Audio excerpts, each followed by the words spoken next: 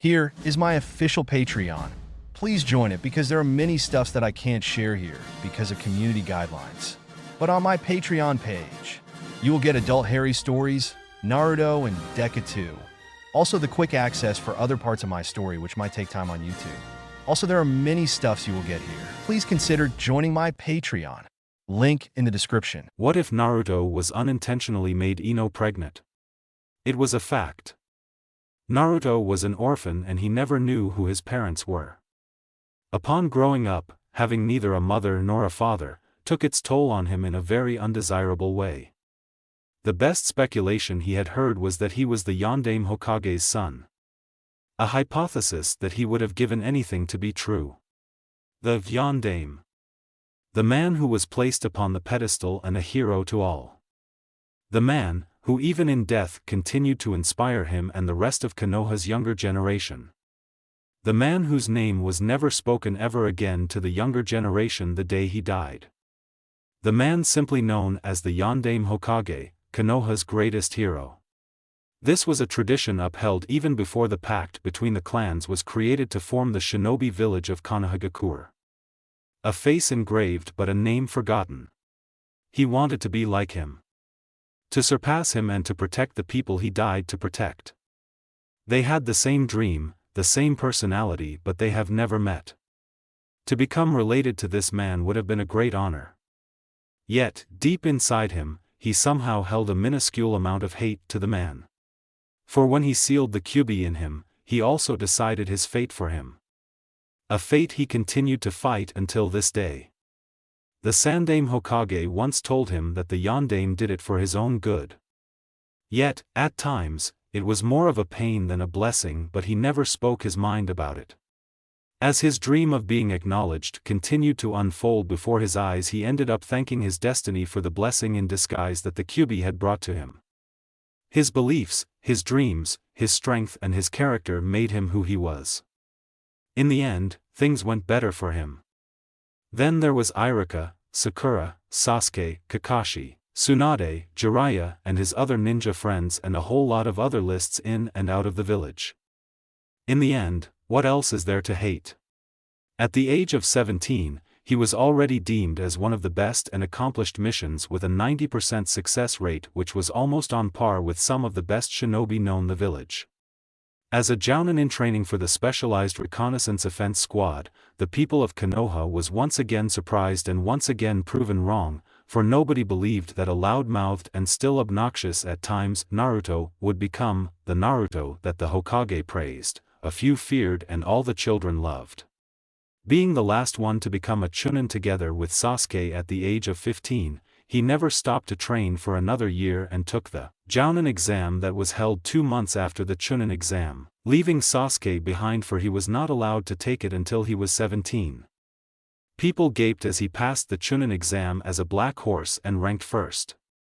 For the next 2 months, he did nothing but take mission after mission to fulfill the required 15 minimum mission requirements to qualify for the Jonin exam. Then, people's eyes bulged as he sped his way through the Jonin exam in a flick of a finger. Ranking as one of the top 10 amongst the many who took the exam. His record as of this moment was 60 accumulated missions as a genin, making him the only genin to surpass the previous record of 51 missions set by Sandaime Hokage himself. 15 missions as Chunin and 32 missions as Jounin. Naruto continued to maintain his short hair, acknowledging the fact that as time passed he continued to look better and better with it, as it goes well with his childlike demeanor and mature face. He was garbed with a black body-hugging sweatshirt with orange hems and simple orange line that cut across his chest to the back, and Konoha's flak jacket that he proudly wore. His insignia was engraved on the cufflink that he wore on the sweatshirt's wrist, and the hitayate with Konoha's symbol continued to adorn his forehead as though it was his most prized crown. His black pants were also outlined with the same orange hems and outline on the side that was meant to be paired with his shirt, and a silver belt to go with the attire. He must say his life was good even without a real family. So it was fine. Now, he was reflecting on all of these because his consciousness seems to be fading in and out. Just yesterday, he was sent on a reconnaissance mission with Ino and Kiba. A group of suspicious shinobi was spotted 100 miles on the western part of the forest. Their mission was to find out their purpose and leave the scene without being discovered. He never bothered asking what is with the weird team combination, and it never mattered to him. Combinations were things in the past. When they were still genins that never knew the importance of flexibility and adjustments. Like the clothes that they shed as they grew, they all grew out of the confines of their own shells in order to improve more and serve their village better. A little earlier, his team was ambushed and now he was on Kiba's back and being carried back to Konoha. As time continued to pass, he felt his temperature continue to decline. His two comrades' panicked movements were not making things better for him. Naruto. Hold on. Don't you die on us, understand? Ino shrieked for the third time as the gigantic Akamaru leaped from tree to tree, with the three shinobi riding on his back. Everybody was injured much more than Akamaru, with Naruto as the worst off. He was sandwiched between Kiba and Ino to prevent him from falling, and Akamaru's speed continued to decelerate due to their weight and his own injuries. He was using all his and Kiba's combined chakra just to support the four of them. Whereas Ino focused all her energy in keeping Naruto awake and distributing warming chakra all over his body. She also did not know what to do with him as she only had the standard background of a medical ninja. Everything was going well, there were no suspicious objects in sight, so the reconnaissance team consisting of Naruto, Ino and Kiba continued to push forward to the area where the shinobi was spotted. Akamaru was nowhere in sight because Naruto kept him in a distance of 2 kilometers if in case worse comes to worse. This had indeed become a very good foresight. Ino was wearing a sleeveless turtle-necked fishnet shirt underneath a lavender sleeveless tank top stopping just above her belly button. Black bandage covered both thighs and topped with a matching lavender skirt reaching halfway along her knees. What was once an armband covering her arms were now replaced with black gloves that she would wear during battles. Her sandals was colored black and had a 2 inches heels. She was never required to wear a flak jacket owing to the fact that she was a girl and a member of the clan, and her Hitai 8 was worn like a bracelet on her right arm. As a woman and an elite newly promoted Jonin, she has to keep her appearance, no matter when and what the circumstances. It was even surprising for her to be promoted, as she's always had the knack of luckily picking the geniuses right of the bat for 3 Jonin exams in a row. Her skills are exceptional, but compared to the geniuses she's still below their level by a notch. Fortunately, she decided to train and ask for Shikamaru's tactical knowledge before the 3rd Jonin exam because her instinct told her that she's still going to be lucky and pick another genius, which she luckily did. Kiba, on the other hand, was garbed in an outfit almost similar to his previous clothes. A dark brown hooded jacket over a fishnet shirt and black pants. The only design for his clothes was the white furs that Akamaru has shredded just for him. All his other clothing also had the same white furs on the hems. He became a Jonin a year later than Naruto, but has proven himself a wonderful catch since he started. Kiba and Akamaru's combination were one of the scarier offenses Konoha had to offer. If placed on the battlefield, damages for the opposing group were as sure as breathing. The only problem was that together the two could equal a bunch of boisterous children playing on the park. It was honestly not a good combination if it was an investigation mission, with which Naruto finally found a solution during this mission. Akamaru understood what was required for him as though he were human, a trait for dogs that only an Inuzuka clan member could do. The surprise attack happened so suddenly that none of them could react. In a split second, the 3 were tied in a tangled web of thin, clear threads that came out of nowhere. As they tried to move and destroy the threads, it became tighter in a way that it suffocated them. "Don't move," Naruto commanded to his 2 comrades before looking at the tree in front of him with thinned eyes that promised torture. "Show yourselves." 2 shinobi without any identification of their village came out of their hiding place behind the tree, leering at them and their fates that currently lay in their hands. "What can you do being tied to a tree?" The taller of the two, who was wearing a blue overcoat, goaded before he struck one of the thin thread beside him, earning them a small cry of pain from Naruto. A lot.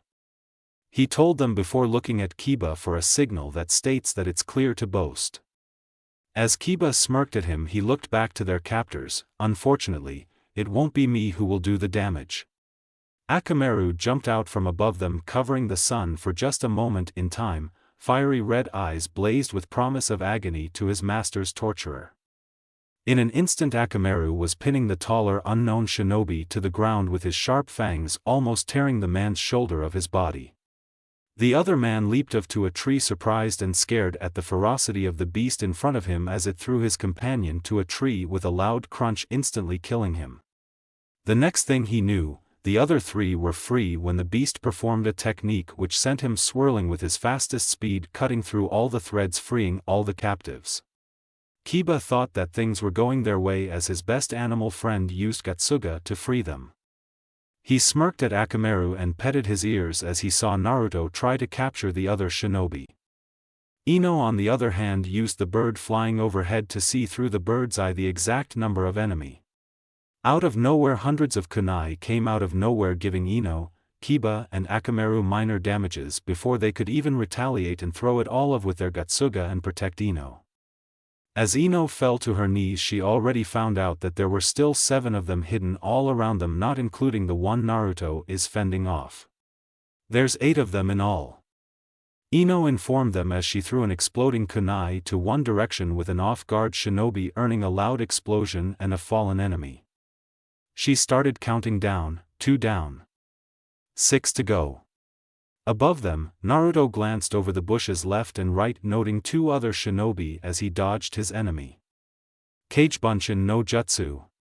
2 other clones appeared, one jumped down to his left and the other to the bushes to his right. Both aimed to pursue the hidden enemy and engage in combat. Kiba and Akamaru, on the other hand, engaged 2 other enemies, leaving Ino with the last one. He used his beast clone technique, transforming Akamaru into a clone of himself. They all thought they were doing well. This was when things went downhill and out of control. At one moment Naruto knew that all of them had the upper hand, then the next moment, Ino was shrieking, startling him out of his concentration from his own fight. Thankfully, he just killed another enemy with his Rasengan before he looked over at their direction and saw Kiba fall to the ground, unconscious. The surprise attack was just fine, he easily caught up with it, but the problem started when his teammate Ino started panicking and Kiba and Akamaru fell on the ground unconscious. He had no choice but to dash off to their side after throwing a kunai covered with sharpened wind chakra directly on his enemy's heart. 9 unknown shinobi were after them in total, and his last hit reduced it to 4. As he dashed towards them, he saw the remaining shinobi preparing to finish Kiba by throwing thousands of kunai in his direction. Thankfully, Akamaru was there to fend it off, but it was not an assurance that none of those kunais can get through, seeing Akamaru's damage from the earlier backing up that he did for them and their actual fight. They luckily engaged the strongest shinobi of the group. Then again, there was Ino on the other side, having a hard time fending off her attacker as she was worried over Kiba and Akamaru. In fairness to her, she was good and probably one of the acclaimed in her clan. She was very good with their jutsus and a prize when it came to spying, investigations, medical support and interrogation, all thanks to her clan's mind jutsus and her own personal talent. However, when it came to actual battle, she definitely needs some help. Seeing the situation at hand, he summoned up the Kyuubi's chakra. He definitely didn't want to bring dead teammates home. No. That was definitely out of the question, it even gave him the creep just thinking about it. Covered in chakra, his speed doubled as he, disappearing out of his attacker's sight and appearing on Kiba's side, gathering him and the gigantic Akamaru and disappearing once again. This time, he appeared just in time to cover Ino up, and in that split second his red Kyuubi eyes gazed directly at Ino. It was like forever, as Ino locked up her gaze on him, the terror visible in her eyes. In his mind entered only one thought, that look again. Removing that thought in his mind, he commanded her, "Guard yourself." Then in that another split second he threw her out of the way together with the two on his shoulders. He knew it was very ungentlemanly for him to throw two heavy beings to her. Fortunately, Akamaru can still hold his own and protected both Ino and Kiba, using himself as cushion for the two as crashed onto the tree. It was definitely better than to use Kiba as a shield, as his back came in contact with a very sharp sword, splattering his blood all over. Ah! He yelled in pain.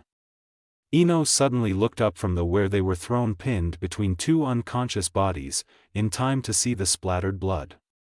Naruto! She shrieked with concern, stopping suddenly as pain shot through her back from their impact. Naruto's back ribs were definitely damaged and he knew it, but he still had enough strength, stubbornness, and will to finish off Ino's attacker in one clean hit in the face. By this time, the Kyuubi's chakra was already starting its healing process.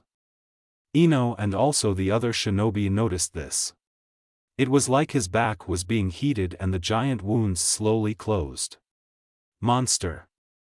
the guy whispered. Naruto heard this but never let it get to him. He then rushed again to the other three, killing one, then two, and receiving another critical wound on his chest, and then, before he could even kill the last one, the shinobi activated a bloodline limit technique he could not quite comprehend. It was obvious that the man was not the best from the group, but this hidden development surprised him and stopped him in just a small fraction in time, which was proven to be fatal for him. The man started hitting critical spots in the exact center of his body. He could not move away fast enough due to the sheer speed he was using. All he could do was crash to the man heads on, killing him in the process. Finally, it was all over. He was now lying on the ground, relaxing his entire body. He did not even notice how the Kyuubi's chakra immediately receded, leaving all his wounds only half healed. It was already ingrained in him subconsciously that the Kyuubi never lets even one minor wound get past without being healed. So he never even bothered looking or noticing the sudden recession and blamed the pains he felt as an after effect. Although the wounds always get healed, the Kyuubi could never anesthetize the pain from it. He rolled over facing the sky, and after taking in a few deep breaths, he called out to Ino with concern in his voice, "Are you three all right?" "Yeah, we're fine," Ino answered as she proceeded to check up on Kiba and Akamaru. On top of being a specialist Jonin, she was also a medic nin to some extent. At least she knew the basics of quite a few more. Noticing that nothing was definitely wrong, and as he saw how Kiba was now slowly coming back to consciousness, she left him with Akamaru. For a while, she hesitated to go to Naruto as she remembered the demonic piercing red eyes earlier. "Stop there. I don't need any treatment. I'm fine," Naruto commanded her, then giving her his brightest grin to cover to what he really felt. He knew what was going on in her mind right now. "Just help me gather the bodies together so I can seal them up." "What?" She looked at him, questioning what he just said. Ino was surprised. Seal experts spend the most of their time studying and researching, and Naruto never looked like one even for a bit. As far as she could remember, the boy hates studying. Kiba was already awake but was still disoriented, so he just listened to them. He also started asking Akamaru questions that the dog answered with a bark. Naruto strained himself to stand up, still not noticing that the Kyuubi had stopped healing his wounds for some reason. He continued to take out 9 pre-written scrolls from his backpack and glanced up to the two. "Well, I've rarely been on a mission with other teams than Team 7, so only a few people know. I may not look like it, but I'm a SEAL expert, though I would rather like it if you two would keep that to yourselves," he said with finality. "And why is that?" Kiba asked with curiosity after dragging himself to their side. He commanded Akamaru to follow the captain's order and carry the bodies back. "Oh, believe me, you wouldn't want to know. All I can say is, the elders will definitely panic if they find out I'm a SEAL expert, though Tsunade Baba's fine with it." "Is it because of what I saw earlier?" Ino asked in a whisper-like tone. Kiba heard this and curiously peered at the two but never interrupted the conversation. "Well, yeah," he answered at last, knowing he can't lie to something she saw too clearly. In addition, she was an expert in interrogation, and this would just drag on if he lied. Not wanting to answer any more questions, he decided to end the conversation by starting to seal the last person that he fought. The seal that he uses was a variation of Jiraiya's sealing technique, which only seals the entire knowledge of the dead person to him only. That jutsu was good since it prevents other ninjas, including the one who sealed it, from learning the ninja's techniques. It required no scrolls too. However, years ago, and after years of troublesome observation and research, he devised a way to seal the dead person's jutsus and other prominent thoughts on its mind to paper scrolls. Though he had no hidden intention, he just realized that it could be useful in the future.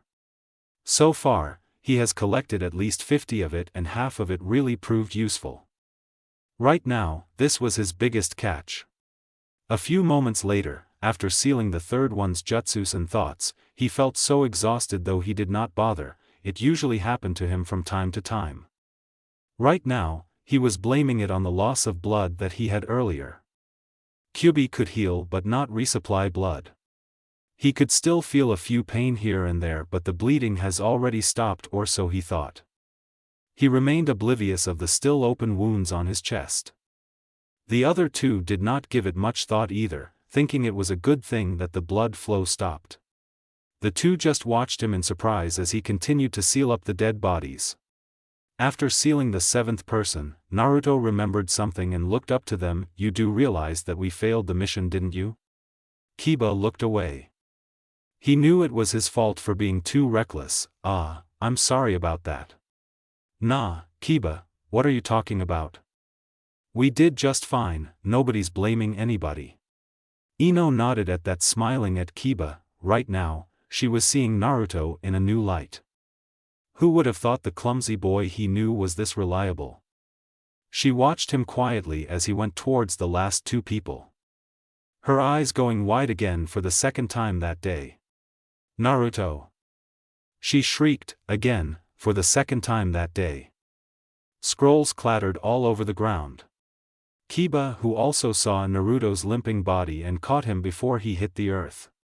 "Oi Naruto, get a grip on yourself. What happened, man?" Kiba asked, and Akamaru was barking as if asking the same question. Ino instantly checked him up, and her eyes went wide the third time after her diagnosis. She looked up at Kiba worriedly. "We need to get him to Konoha fast. His blood, it's cooling up and is coagulating." "Hey! What do you mean? Don't use that medic term on me." Kiba snapped back. "His blood is becoming solid and is literally cooling up at an impossible speed. If this goes on for another 4 hours, we'd be left with nothing but a dead body." "Shit. Can't you do something about it?" Kiba muttered. "If I could, I wouldn't panic, you know." She snapped. "Oh great." Carefully placing Naruto on his back. "Ino, carry all the belongings and don't ever leave even one scroll. We're going at full speed back home." "Alright," then Ino just remembered that her summons were falcons. Damn. What an important thing to forget. "Kiba, go on ahead, I'm going to summon some falcon to send for some medic needs." Kiba agreed and launched off. Ino bit her fingers, formed some seals and called out, thinking of the fastest falcon, Miku. Kuchios no Jutsu. A tiny falcon was summoned, and looking at Ino's relieved look, it seems she called the right one. "Miku, go and fly directly to Konoha and look for either Sakura or the Hokage. This is an emergency, and ask them for medic needs or themselves as soon as possible. Tell them that Naruto is in critical condition. The faster you do it, the bigger reward you get later, deal?" "Oh yeah. Got yourself a deal there, Missy. Reward, here I come." Then the falcon flew off in the speed of sound. Ino then continued to gather all their belongings, never forgetting the scrolls Naruto just used. It could be useful as he used it to the one that did that particular jutsu on him. Who would have thought that particular jutsu was fatally dangerous? What happened to Naruto? Sakura asked worriedly. she just met up with the group of 4, only stopping for some leverage, and as she turned back and followed beside Ino. A few minutes later 3 more medic Nins came into view. "Could you check up on him as we go?" Ino asked, and not waiting for an answer, she continued to tell her what exactly happened while Sakura was then beside Kiba inspecting Naruto as they went.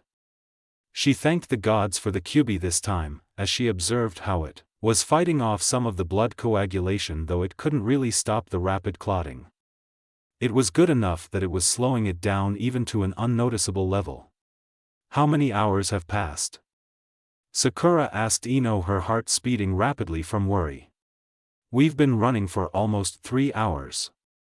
Kiba interrupted, "and we still have another 2 hours to reach Konoha." "Hell!" Sakura cursed. There was no more time, and this was a new case. They would need Tsunade's guidance. She knew what had to be done. "Give him to me." "What?" Kiba asked. Everybody stopped on their track, surprised at her demand. "Well, I could get him there faster than you, Kiba. That's all I'm saying, and we don't have enough time. You can't carry him. He's heavier than you." Kiba answered back. "Just shut the hell up and give him to me. He's in a very critical position, and the more time we spend standing here, the more time Naruto loses in his life. Also, give me those scrolls," Sakura snapped. She took Naruto's limp body, pulled out a string and tied Naruto to her body in an instant, then took Naruto's backpack from Ino. Everybody just watched her, thinking that she's gone crazy. Of course they knew about her inhuman strength, but she was never that fast. Sakura, on the other hand, concentrated all her chakra on her foot, strengthening it. She used the tree trunk as leverage, and after 2-foot taps to the tree she launched herself forward like a cannon through the air higher than the trees to avoid crashing to it. On the place she last stood, the tree was now lying on the ground, half of it pulverized, and the 6 shinobi she left behind was too surprised to move for a moment. They followed afterward, still at their top speed, but they really couldn't catch up to Sakura, and from time to time saw pulverized stones, grounds, and trees, indicating that the scary Kunoichi just passed by. "I simply made Akamaru bigger, therefore the fighting scene changed. I hope I still gave it justice. This is the only chapter that I have edited, therefore Akamaru in the other chapters might seem oddly small or inexistent to your liking."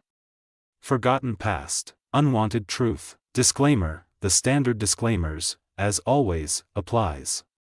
Genre: it will develop into romance, but right now, it's just tragedy/general. Ah, a romantic tragedy. You could say that this is an alternate universe. This is the biggest story plot twisting that I did out of all my FIC. Author's note: definitely not beta ed and not even rechecked for typo errors, again. I just edited the chapter title. Pairing: well, here is chapter 2, but I decided to break my promise and not tell you the pairing. You'll know it in the future anyway. Hope you could feel the vibe and get interested in it. Chapter 1: Forgotten Past. By the time they reached Konoha, Naruto was already in the hospital ICU for more than an hour, receiving temporary treatment from the medics. On the other hand, the 3, Tsunade, Shizune and Sakura, together with Jiraiya and bloodline experts from the Nara clan, studied the scroll brought together with Naruto. After an hour of brainstorming, with Konoha's best medic Nins and the best clan at analyzing bloodline limits, a few things were cleared. First, the technique was a suicide technique designed to utilize the user's own blood and sends it to the enemy's body through wounds or chakra points, thereby disrupting the chakra flow of the enemy in the process. Second, this bloodline limit solidifies blood and renders it useless and poisonous to the body unless extracted. Third, although the Kyuubi is good at healing, it can never regenerate blood. In Naruto's case, a blood loss is a blood loss. Fourth, more than half of Naruto's blood had solidified and must be removed altogether, which will also require an instantaneous blood transfusion. The rest, they will learn it if Naruto survives the operation. Hurry up and prepare everything. There's no more time. Tsunade commanded them at the top of her voice. Her features never showed how her heart was racing really fast at this very moment. For her, Naruto was the closest thing to her as a family, and losing him is not even acceptable as an option to her. She definitely made that clear to every medic nin which made them. Ino, Kiba and Akamaru, who had already received first aid treatments, were outside the discussion room waiting for news on Naruto's condition. All they could hear from the blurry conversation was the fact that Naruto was in critical condition and he needs blood, and lots of it. However, unfortunate things always happens, and she immediately realized this as one medic nin assigned to find the blood for Naruto came in the room catching his breath. Hokage-sama. Not even one of the older population would give blood donation for the patient. What? And why is that? Tsunade thundered. The news spread so quickly that it was for the demon vessel, so nobody wanted to give any blood, and it is a law that we cannot accept minors as blood donors unless there's parents' consent. Damn it. Screw that. There's only Jiraiya with the same type B blood as him. We can't operate unless there's enough blood. Tsunade said, seething with rage. Then, if we can't get anything from the villagers, find someone from the medic team with type B blood and do it fast. These sudden revelations surprised the two shinobi, and without thinking or even an approval from each other, the door was pushed open roughly by Ino and Kiba, which surprised the people inside for their sudden intrusion. Ino pig. What are you two doing in here? Sakura snapped. Her patients were definitely losing learning the news and realized that they do not need further intrusions from outsiders anymore. We are in the middle of an important disc. My blood type is B. The two shinobi simultaneously announced and looked at each other. Both were surprised by each other's statement. Well, that makes 3 of us. Will that be enough, Hokage-sama? Kiba continued. A flush of relief flooded the entire room, and out of happiness, Sakura hugged Ino, with teary eyes. Oh Ino, thank you very much. Unfortunately, that can't be done. The expert from the Nara clan answered with conviction. But why? Shizun asked. It is possible, but the two are children from the elite clans of Konoha, and you know how it works. You cannot use them as blood donors. It is against ethics. But you can't just let Naruto die. Shizun continued to ask, but before the expert could answer again, Ino interrupted, it'll be fine with me. The consent rule doesn't apply to us since we're shinobi. I also know the consequences that I'll face with the clan, and I'll take care of that part. Listen, Naruto saved us, and this is the least that we could do. Yeah, she's right, though I don't want to accept it. We really owe him our life. Kiba continued, then bowed, please. Sure show. Sakura coached Tsunade, worry etched on their faces. She looked at the Nara expert, pleading with him. You know that I can't stop anybody from doing what they want, right? I'm just here to remind everybody. All right then, let's begin the operation. Tsunade answered. Well, is everything ready? Yes, Tsunade-sama. Say, you'd better be alright after this, brat. You're taking in the wonderful blood of the one and only frog hermit. Dying is not even an option, you know. Jiraiya said as they were walking to the operating room, with Naruto's body being pushed on a trolley beside them. The operating room was dimmed, and in the center a big circular medical seal with 10 layers were drawn. On the further end another 3 small seals were drawn where Kiba, Jiraiya and Ino laid themselves. Naruto, who was placed in the center of the bigger circular seal, was laid there, removed off all the obstructive clothing, with the other half of his body only covered with white hospital sheets. 6 medic nins were situated on the external circle, and on the 6th circle from the center where Naruto laid, Sakura, Shizun and Tsunade were also confined in their own isolated circle and were using their utmost concentration, segmenting the solidified blood away from the unaffected part using their chakra. On the other hand, the medic nins from the external circle were preparing to direct the flow of blood transfusion from the 3 donors to Naruto's body through a path created along the seals. After hours of gruesome concentration of just separating the coagulated blood from the unaffected ones, the Sakura and Shizune were already out of breath and sweating profusely. Still, the next level was hardest part, removing the coagulated blood with precision and at the same time exchanging it with the blood from the donors so the oxygen circulation won't be stopped. A mistake will be very fatal. Even a drop of the affected blood to the new ones or the unaffected ones will lead all their effort in vain. Another undetermined factor is how the patient will accept the blood transfusion. For Tsunade, although this was undetermined, she was sure that the Kyubi will at least act up and help accept the blood. The clock kept on ticking, another hour passed, then another. Everybody was hoping and praying for Naruto's safety.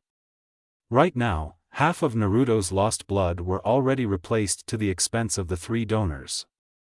Surprisingly, he kept on rejecting a lot of blood from Kiba, though through the Kyubi's help, not much was lost. Tsunade-sama, the patient's vital signs are fading. The Kyubi's reactions are also fading. Tsunade's eyebrows met after hearing this. No, I can't lose him right now. Ino suddenly felt her heart race twice as fast. She felt a deep sense of loss, sorrow, pain and a desire to help Naruto to her fullest. Her reaction was weird to say the least, and she knew that much. However, she did not try to dwell on her reactions because of the situation at hand. Why? Naruto, hold on. Sakura whispered. All her tiredness being washed away hearing this news. We have to think fast. What are we going to do? Everybody thought everything was going well, but the time that they spent on the operation did not agree with them. Naruto's vital signs were fading together with the Kyubi and more blood from Kiba were being rejected without it. Finally, Ino, who was listening silently to the conversation, interrupted. Anu, Hokage-sama, do you think I can use my technique on Naruto? Ino asked. I could find him and bring him back. No.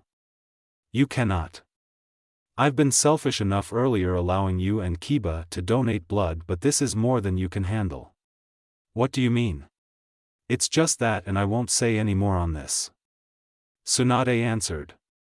She would have agreed, but knowing about the Kyubi inside Naruto, she knew that the Kunoichi might not be able to handle this. If only she was Sakura. At least she knows what to expect. But don't say anything more on this. Hokage-sama, if it is about that thing that I saw earlier, I think I can handle it. Tsunade instantly looked at her as if she just formed another head. Sakura and Shizune covered up for her actions so the operation will not be disrupted. And what do you know about it? I saw it earlier. Ino looked away. When he tried to save us. And why are you so bent on saving him? I can't find any reason for you to be concerned. Sakura straightened herself up. She was also curious of this particular event. She had known Ino for almost all her life, and she only acted like this if it was her friend or someone she cared about, and she knew that Naruto was none of those. I don't even know. All I know is I need to help him. Ino snapped. Why is everybody asking too many damn questions?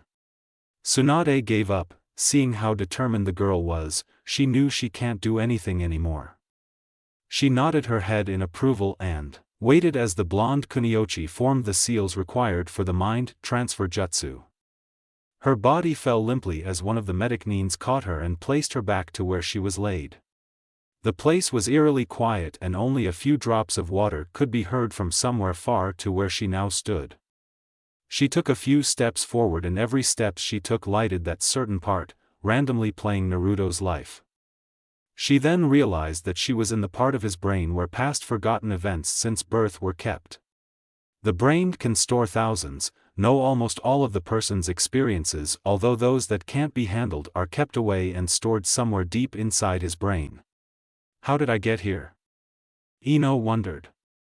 As far as she knows, a person, not even them, can enter into this part of the mind unless they are deeply connected to the person. It doesn't matter. It could only be a mistake. I'm not in my best condition when I entered his mind anyway. She continued walking to the part where she heard the solemn drops of water. Emptiness and pain that she had long learned to forget all came back to her, and still along with it came the feeling of comfort, as if she came back to the place where she belonged. Every highlighted parts showed her Naruto and his feelings. She felt guilt as a few of the memories showed her, and the way she treated the blonde boy. Those memories that even she had never forgotten, for the fact that every time she would hurt Naruto, a part of her heart feels more and more isolated. She never knew the reason though. At times, she would compare those feelings to love or guilt, but every time she asks her father about it, he would just shrug his shoulders and tell her how nonsensical her logic was. Some of the memories were of the villagers making fun of him or just passing by him as if he never existed. He only saw a few happy moments, that was when he would eat at Ichiraku's ramen. It was a pitiful sight, and it pained her more and more as she saw all of these. Not wanting to see any more, she closed her eyes and ran, letting the sound guide her to the exit. It was then that she heard it, the cry of a newborn baby. She suddenly stopped running and felt curious about it, but who wouldn't? Nobody knew Naruto's parents, and the fact that this memory was here was proof enough that the baby was him. Slowly, she opened her eyes, and there she saw through the baby's blurry and unadjusted vision an old woman smiling happily as she guided what she believed was Naruto out of her mother's womb. Feeling of elation were everywhere, and it was reflected through the baby.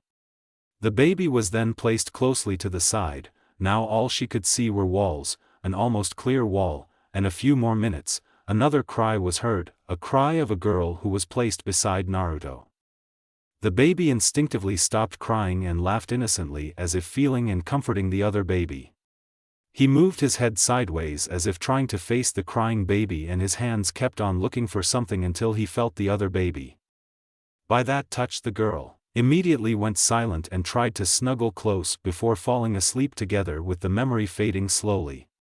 Ino was standing there all the time, taking in every detail of the baby's vision as if she was entranced by it. As the memory faded, she tried reaching out and wondered about the hot water she felt on her cheeks. She tried to touch it, but there was nothing in there.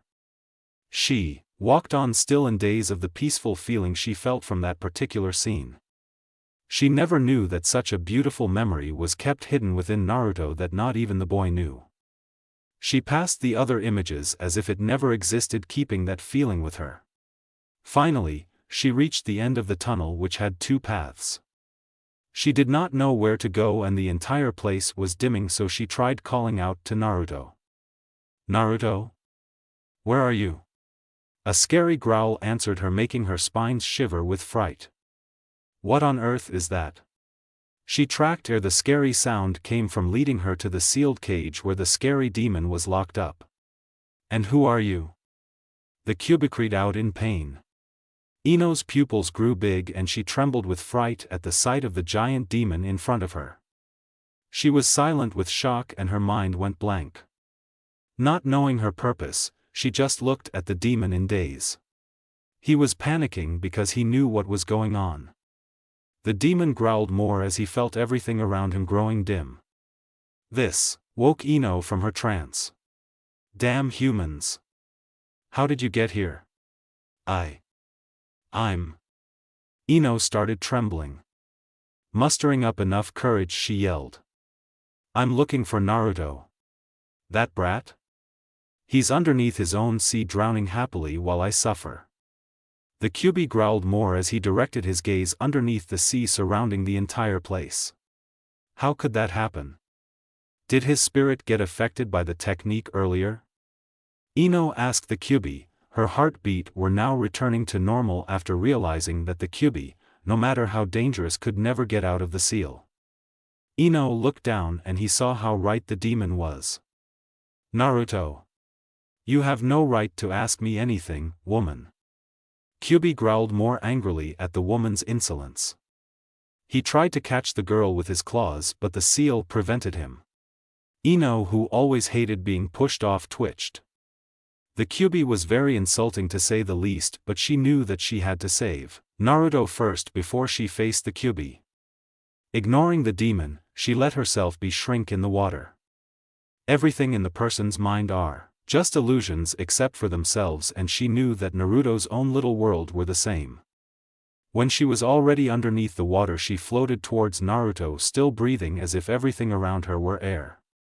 She placed Naruto's hands around her neck and carried him to the surface. The Kyuubi growled again with relief seeing the boy again, and with a hiss of kept anger, he released almost all of his chakra and covered the boy entirely with the warm chakra. "You owe me big time, boy." And with a final release of chakra that only Ino witnessed, the Kyuubi fell asleep. Ino shook Naruto, trying her best to wake him up. Again she was filled with fear and her cheeks felt hot. A few moments later Naruto's eyes flickered open, and as if sensing the distress on the other person present, he gave her his calmest smile. He never even wondered how Ino was here. He just grinned at her calmly. "I'm sorry for causing you trouble." Right then, Ino saw the most honest and warm smile in her life. She shook her head in response. "No. It's fine. Come on, let's go back," Naruto told her and stood up. He looked around, and seeing the Kyuubi's sleeping form, he looked back to Ino with surprise and uneasiness, as if asking her something. "What?" Ino asked, and saw him looking at Kyuubi. "Oh, him? I think he used all of his chakra to save you, then fell unconscious. You're not scared? At first. Don't mind that now, since you're back, you'd better get back now," Ino said. "I guess I'd have to go first. You won't mind me using your body for a while, right?" "Nope, not at all." "Well then." Ino looked back. "Hey Naruto, you wanna hang out with us once in a while? After this, of course." "Sure." Naruto's eyes opened, he sat up and glanced around. Seeing what he was looking for, he formed a seal, then went limp again, his hands falling to his side. "Naruto!" Sakura yelled. She glanced around, then saw Ino returning back to consciousness. Her eyes flickered open and limply smiled at Tsunade's direction, indicating that everything was fine. "God, that mind jutsu surely drains my stamina," she thought as she drifted back to sleep. "Nuki, take her to a room and give her some medications. You know what to do." "Yes, Hokage-sama." A little while later Naruto woke up, glancing around at everybody around him. His eyes was fixed on the one person that was being carried out of the room. "Tsunade-bachan, you might want to give her some medications later on." She saw it directly, and although she says she's fine, her entire body was trembling. Naruto fell asleep again, but his condition has already stabilized. Another hour passed and the operation ended successfully. Every member of the Medic Nin squad were tired and out of stamina.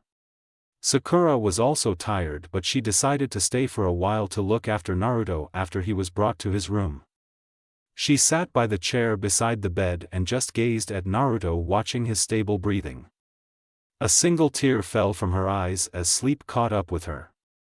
Thank God. Naruto. Sasuke. Author's note: 1. If you were wondering about the hours that passed. It's like this: 4 hours for blood coagulation to be completed, but with proper medication, at least, they were able to prolong it. Thus, they were able to operate. 2. Now, I just noticed that I never mentioned Sasuke yet, except for this last part. HMMNN. So I was thinking, what if I just kill him so it won't be too bothersome? What do you think? You see, it's really hard to write fics when there are a lot of characters. HMMNN. Tell me, what do you think? 3. Could you guess? The pairing, the plot, and whatever happened to Sasuke. Did he die? Is he in Konoha? Etc. etc. Oh, the possibilities. Confusions, unwanted truth. Disclaimer: the standard disclaimers, as always, applies. Genre: it will develop into romance, but right now, it's just tragedy/general. Ah, a romantic tragedy. You could say that this is an alternate universe. This is the biggest story plot twisting that I did out of all my FIC. Author's note, definitely not beta-ed and not even rechecked for typo errors, again and again. Pairing, you'll know it in the future anyway. Hope you could feel the vibe and get interested in it. Summary, let's put it this way, at the age of 17 Naruto has already proven his worth and is becoming known as one of the best Konoha shinobi around. Also he was always optimistic and never lets his past bother him, nor does he ask who his parents were. Then later on, he learns how to really love only to realize that it was a mistake since the beginning because of the unwanted truth. Chapter 3. Confusion slowly builds. Naruto woke up at the slight brush of something on his arms. Slowly, he gazed beside him, seeing Sakura sleeping beside the hospital bed, her head facing him. He looked at her, seeing the sadness etched on her face. Through the years, he's seen how she kept improving herself into the great medic Nin that she is today. Silently suffering for him and Sasuke. Yes, he knew everything. How she, even without any particular clan skill, tried to improve with her only ace talent, good chakra control. All of it was for them, for her wish to save them both. He was not as intelligent as Shikamaru, and most of the time he does a lot of idiotic things even when he doesn't want to. He had always been like that, but despite his loud-mouthed demeanor and untimely idiocracy, he was one of the most observant person around, and he can create the most brilliant ideas. He had observed everything about Sakura since then. He might not look like it, but he always have looked after her well-being for all times. Reaching out, he pressed his palm on Sakura's forehead, at the same time removing the strands of hair that hid the crease of sadness and worry on her face. Slowly an apologizing smile found its way on his face, showing the fox-like features on his face before he whispered inaudibly, "Sakura-chan, I'm sorry, I'm really sorry for causing you trouble again." The door to his room slowly opened as Kiba, Akamaru, and Ino peeked inside, witnessing the way Naruto petted Sakura's hair as if urging her to sleep more. Feeling as if they have intruded a very tranquil moment, they were about to leave when Naruto signaled them to come in and keep quiet without looking at them. Ino looked back at Sakura's sleeping form, realizing what was worrying Naruto. "I'm sorry for interrupting you, we'll just come back later," Ino started the conversation in a soft voice. "No, it's all right," Naruto answered. After taking a deep breath, he decided it was time to wake Sakura up. "Sakura-chan. Wake up. Are you all right?" Sakura awoke after hearing that voice full of life and naivety. She tried to focus more on the person in front of her, and seeing Naruto sitting up with his animated face lighting up the place again, she could not keep the feeling of relief that flooded through her veins. "Naruto." She immediately flung and hugged Naruto tightly, not minding the people present. A few tears found its way to Naruto's clothes as she buried her face deeper on his chest. "I'm so glad you're fine." On Sakura's tight embrace, Naruto's mind flashed back to the time when they were only an inch close to saving Sasuke. "Sasuke-kun." Sakura's voice echoed in the entire room as she ran towards a bandaged Sasuke. Tears fell from her face as she reached for the boy, who have grown into a man that she silently longed for. She embraced him tightly as if there was no more tomorrow. All the worries and hidden sufferings all washed away from her face in an instant. "Sasuke-kun. I'm so glad. I'm so glad." Naruto walked towards them, observing them closely. He saw the blank look in Sasuke's face as he looked at the girl embracing him tightly. Right then, Naruto knew that something was not right with Sasuke. Through his entire training with Jiraiya for the past 2.5 years, he had seen different kinds of and reactions from people. Right now, the Sasuke that he saw was the one whose feelings and emotions was wiped out of his face. Still, he forced himself to close the gap between them. He was happy from the depths of his heart for how things turned out and the relief that flooded on Sakura's face. He knew everything was over. Orochimaru was finished off by Jiraiya and Tsunade. It was like a déjà vu for him, but for Sakura it was an unforgettable experience. Right now, his promise of a lifetime was fulfilled. "Yo! Sasuke team. Naruto greeted the cold raven as if nothing has changed and kneeled beside him, giving him his most genuine grin. Welcome back. At that definite moment, Sasuke snapped back to the origin of the voice and registered hundreds of emotions that Naruto could never explain. At first, towards him, then to the girl in his arms. It was then that Sasuke responded, caressing Sakura's back, and muttered their names incoherently, Naruto. Sakura. A few seconds after those words were said, he reverted back to his cold self, but Sakura never noticed anything as she was still flooded with happiness. Only Naruto noticed that things were not right, but he did not have the heart to tell it to Sakura. He wanted to cling to that emotions that flooded the Uchiha's face a few moments ago, thinking everything will be better again soon. That was his biggest mistake in assessment. Things never returned to normal, at least for the three of them. In 1 month's time after Sasuke returned, his house arrest was dismissed and he returned to doing missions for Konoha for 2 months before he disappeared once again on his latest mission. Both him and Sakura were left feeling betrayed once again, but none of them showed it. It was also then that he made another promise to himself: I'll never make Sakura cry. Sakura-chan, don't cry please. Naruto grinned, although it pained him seeing Sakura's tears. I promise not to be too careless next time. Wiping away some of the tears left on her face, she grinned to cover for her previous actions. You'd better be, or I'll make sure you'll never get out of the hospital again. Naruto twisted his face, pretending to get scared by Sakura's threats, then the two of them started laughing together. Oi!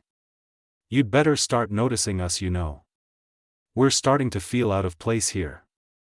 Kiba spoke up. Both him and Ino's face were slightly red from the sweet moment that they have just seen. Oh, Ino. Are you fine now? Sakura asked her friend as she faced her. I've never been better.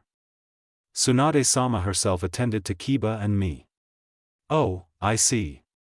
Why are you here anyway? Can't I visit a friend? More so, our leader, forehead lady. Ino started, initiating their friendly rivalry with a deeper edge in her voice. Although she did not know why she had to, in the first place. There was something wrong with what she just saw earlier. When Sakura was crying to Naruto, she felt that something was amiss. In the end, she immediately dismissed it and continued her fight with Sakura. I'll let you off this time, Ino pig. Sakura answered, then mellowed as she continued, and, thanks, you too. Ino silently looked back to Naruto, then to Sakura. No. It was nothing. I'm happy to help. Heh, at least I don't have any more debts to pay in the future, ain't that right, Naruto? Kiba answered. Yep, thanks again.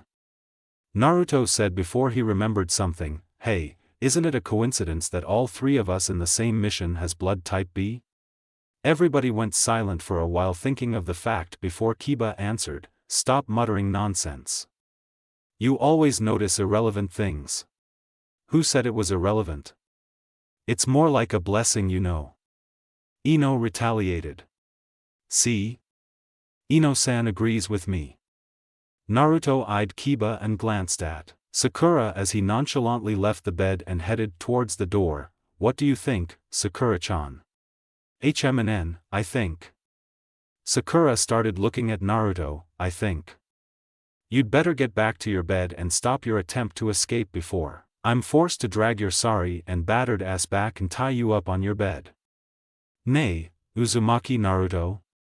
Naruto froze after hearing his whole name being called out with contempt by Sakura. Damn, and I was this close to the door. Demo, but... Sakura-chan. Naruto tried to convince Sakura to let him go. See, I'm good already and I wanna eat ramen. Then, I still have to pass the mission report. Then, wash my clothes, clean my apartment, bring Ino home, then train with Kiba. Right? Naruto, you won't eat ramen until you're out of the hospital. The mission report was already passed. You don't clean your apartment and Kiba and Ino still has to stay in the hospital for further checkup. See, you don't have any way out at all. What? No ramen? You can't do this to me, Sakura-chan. That is so bad. I might reconsider if you follow my instructions though. Sakura said. I really have no way out, don't I? I pity you, Naruto, being under the hands of scary Kunoichi like them. Kiba whistled as he started to leave, earning him a glare from the two women on the room. As he stepped out of the room, Kiba bumped into somebody and fell back to the room. Everybody was startled when they saw Ino's father enter the room without permission. But they were more startled by the serious look on his face. Oh father, good morning.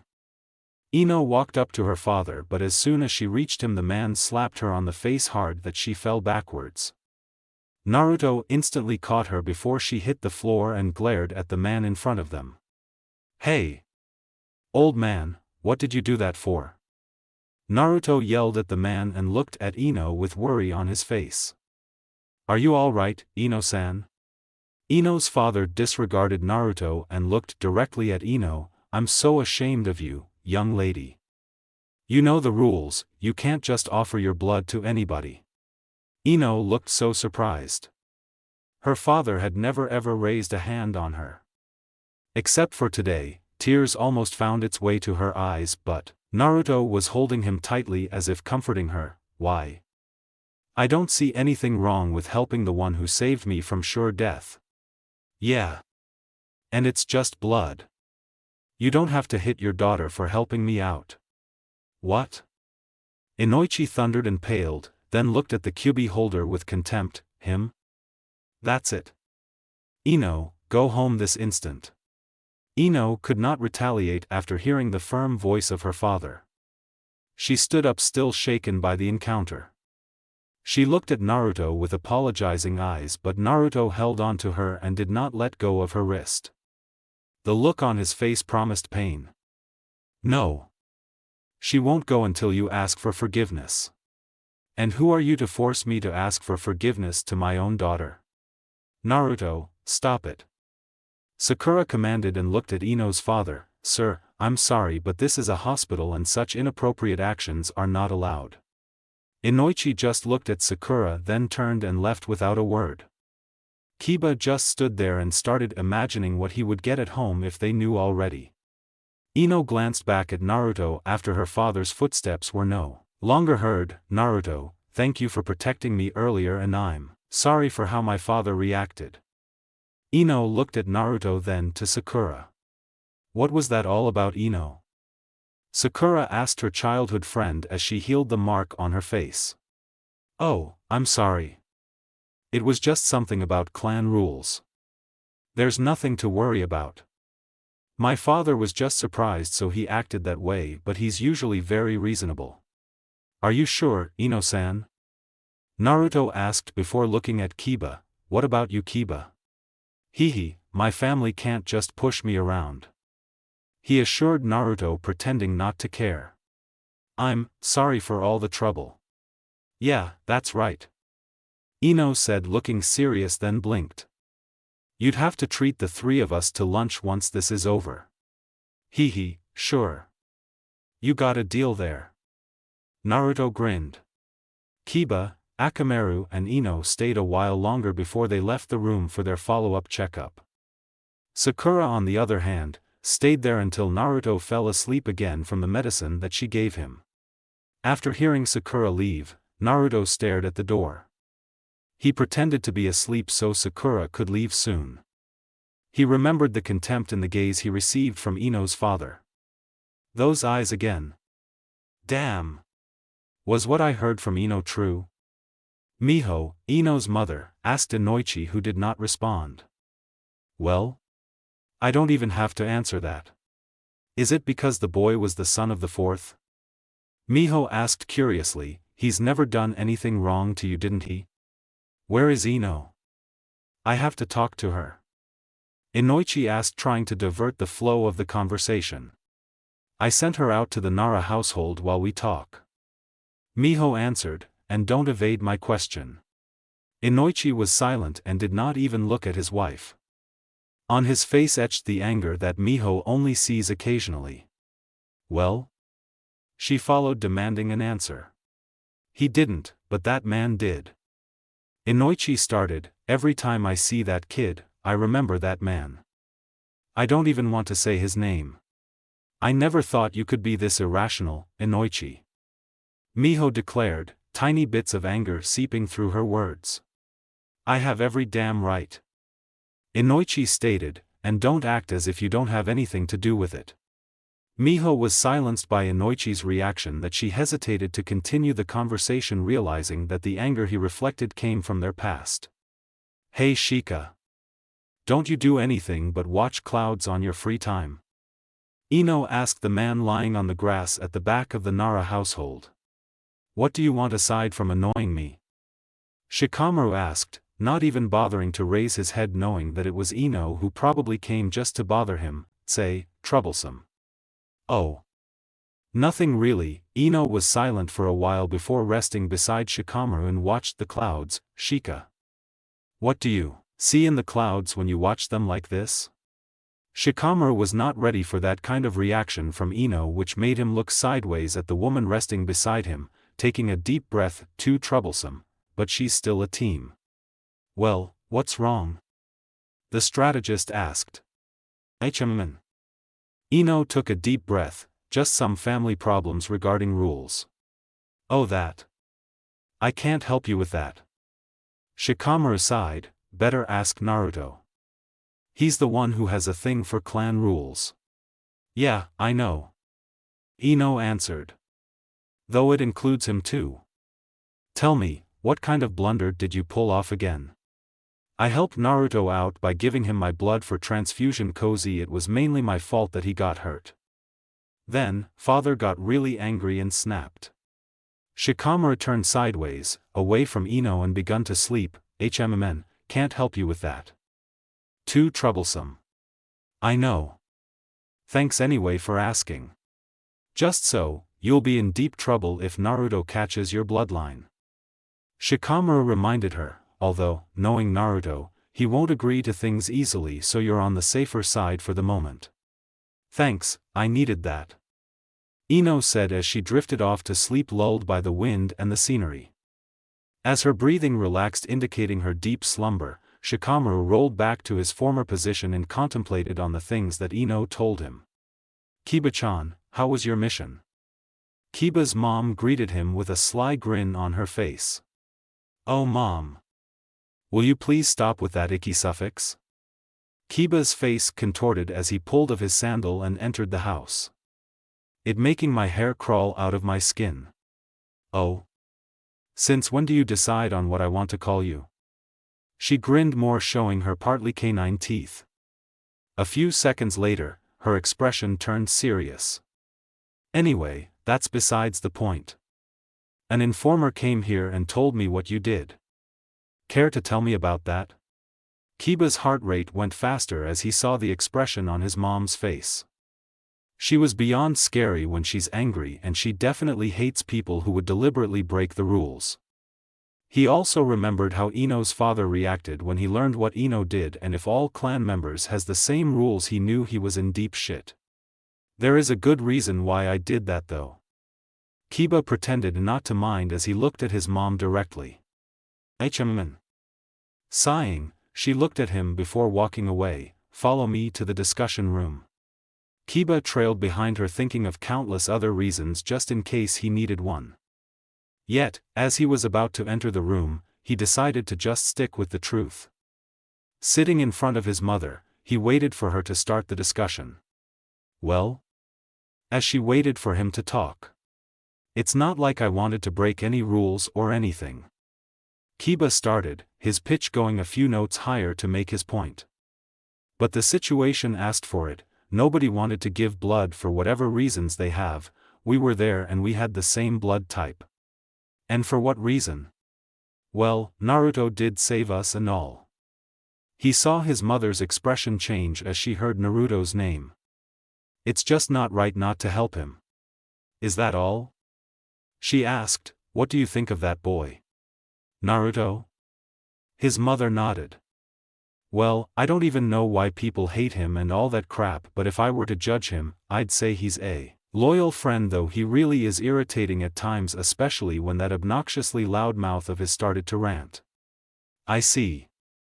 So, he grew up well even with that kind of environment. What do you mean? Oh, it's nothing. She shrugged, those are things you don't need to know just yet. You can leave now. What? Kiba exclaimed, what happened to all the scolding and stuff? Didn't I just broke some rules? Huh? She looked at him questioningly, what rules?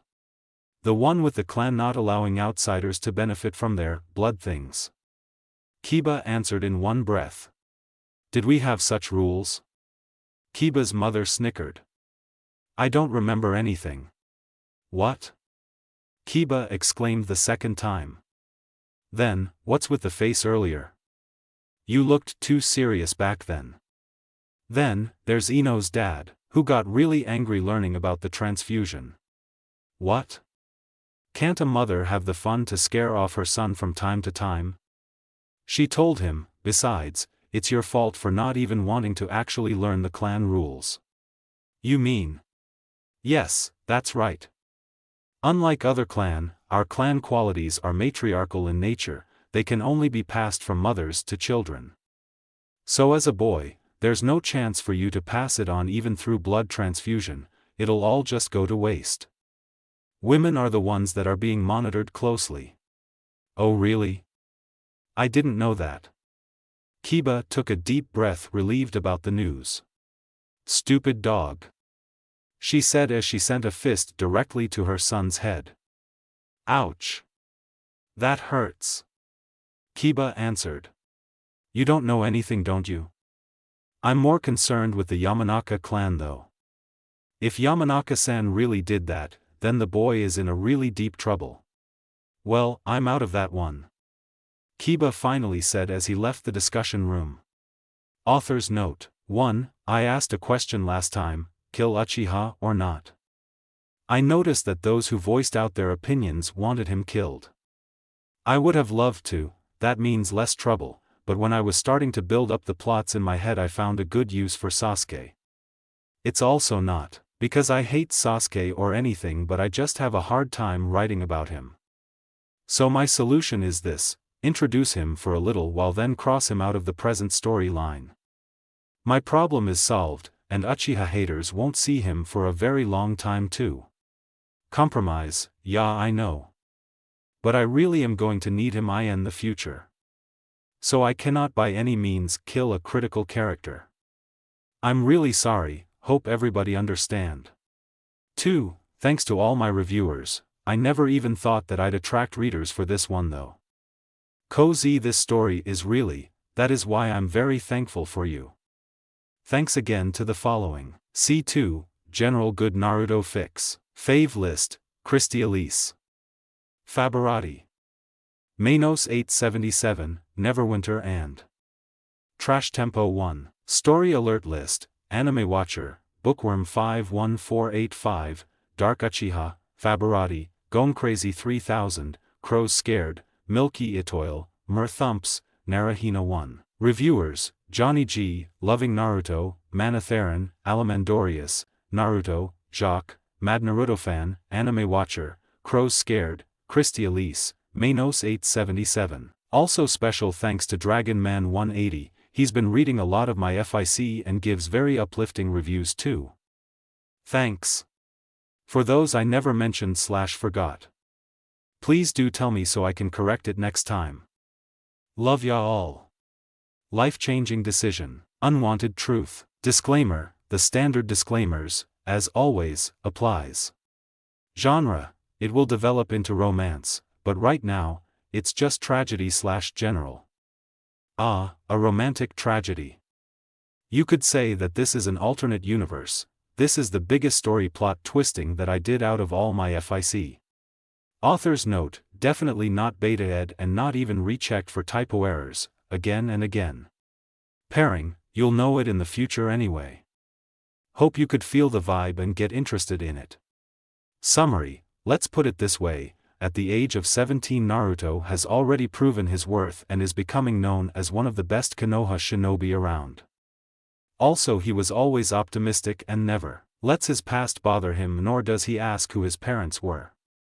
Then later on, he learns how to really love only to realize that it was a mistake since the beginning because of the unwanted truth. Word count, 3,918 estimated. Chapter 4. A life-changing decision. Naruto treaded on the familiar road to Ichiraku Ramen, not noticing the people around him as he listened to the complaints of his grumbling stomach. He just came from the hospital for another tiresome checkup. HMNN. Naruto nodded as if talking to somebody. That's right, I guess I have to buy some ramen for Hinata too. Ramen always makes things better. I wonder when she'd be released. Naruto. Are you alright? You're creeping me out. Ino slapped Naruto's shoulders in a friendly manner. Don't talk to yourself in the streets. Itai. Naruto looked behind his back. Ino? Since when did you get behind my back? HMNN. Since the time you turned to the corner, and talked about ramen and how it would make Hinata better? She played and pointed to one corner where she just turned. Oh. Then, what about you? Want some ramen too? I'm going to Ichiraku's, would that be your treat? HMNN.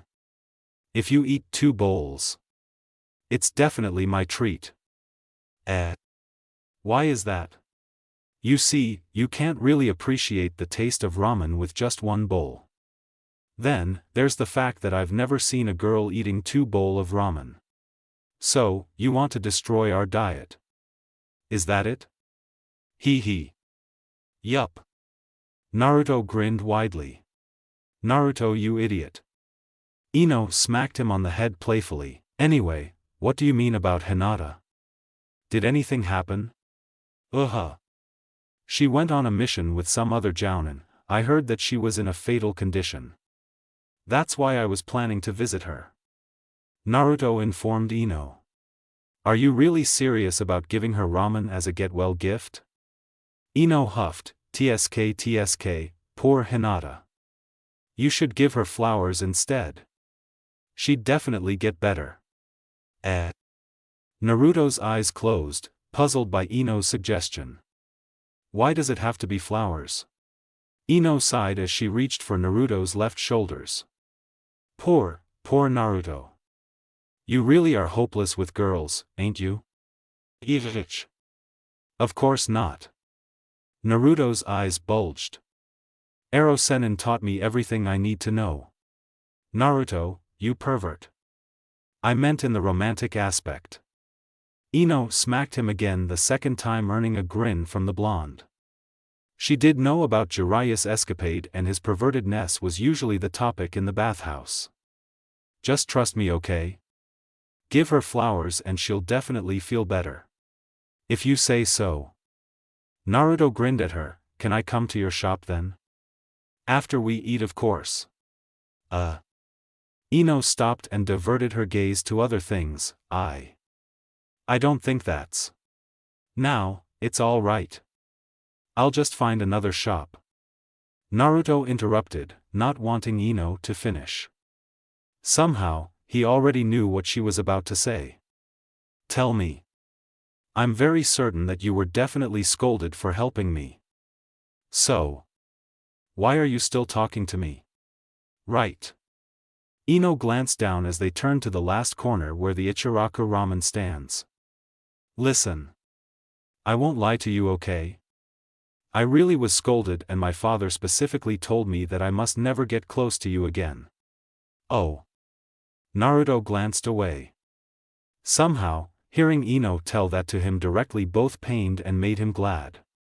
Since childhood nobody would ever tell him directly what was going on, and hearing a person tell him frankly what was wrong was really refreshing, although it does not change the fact that it was still painful.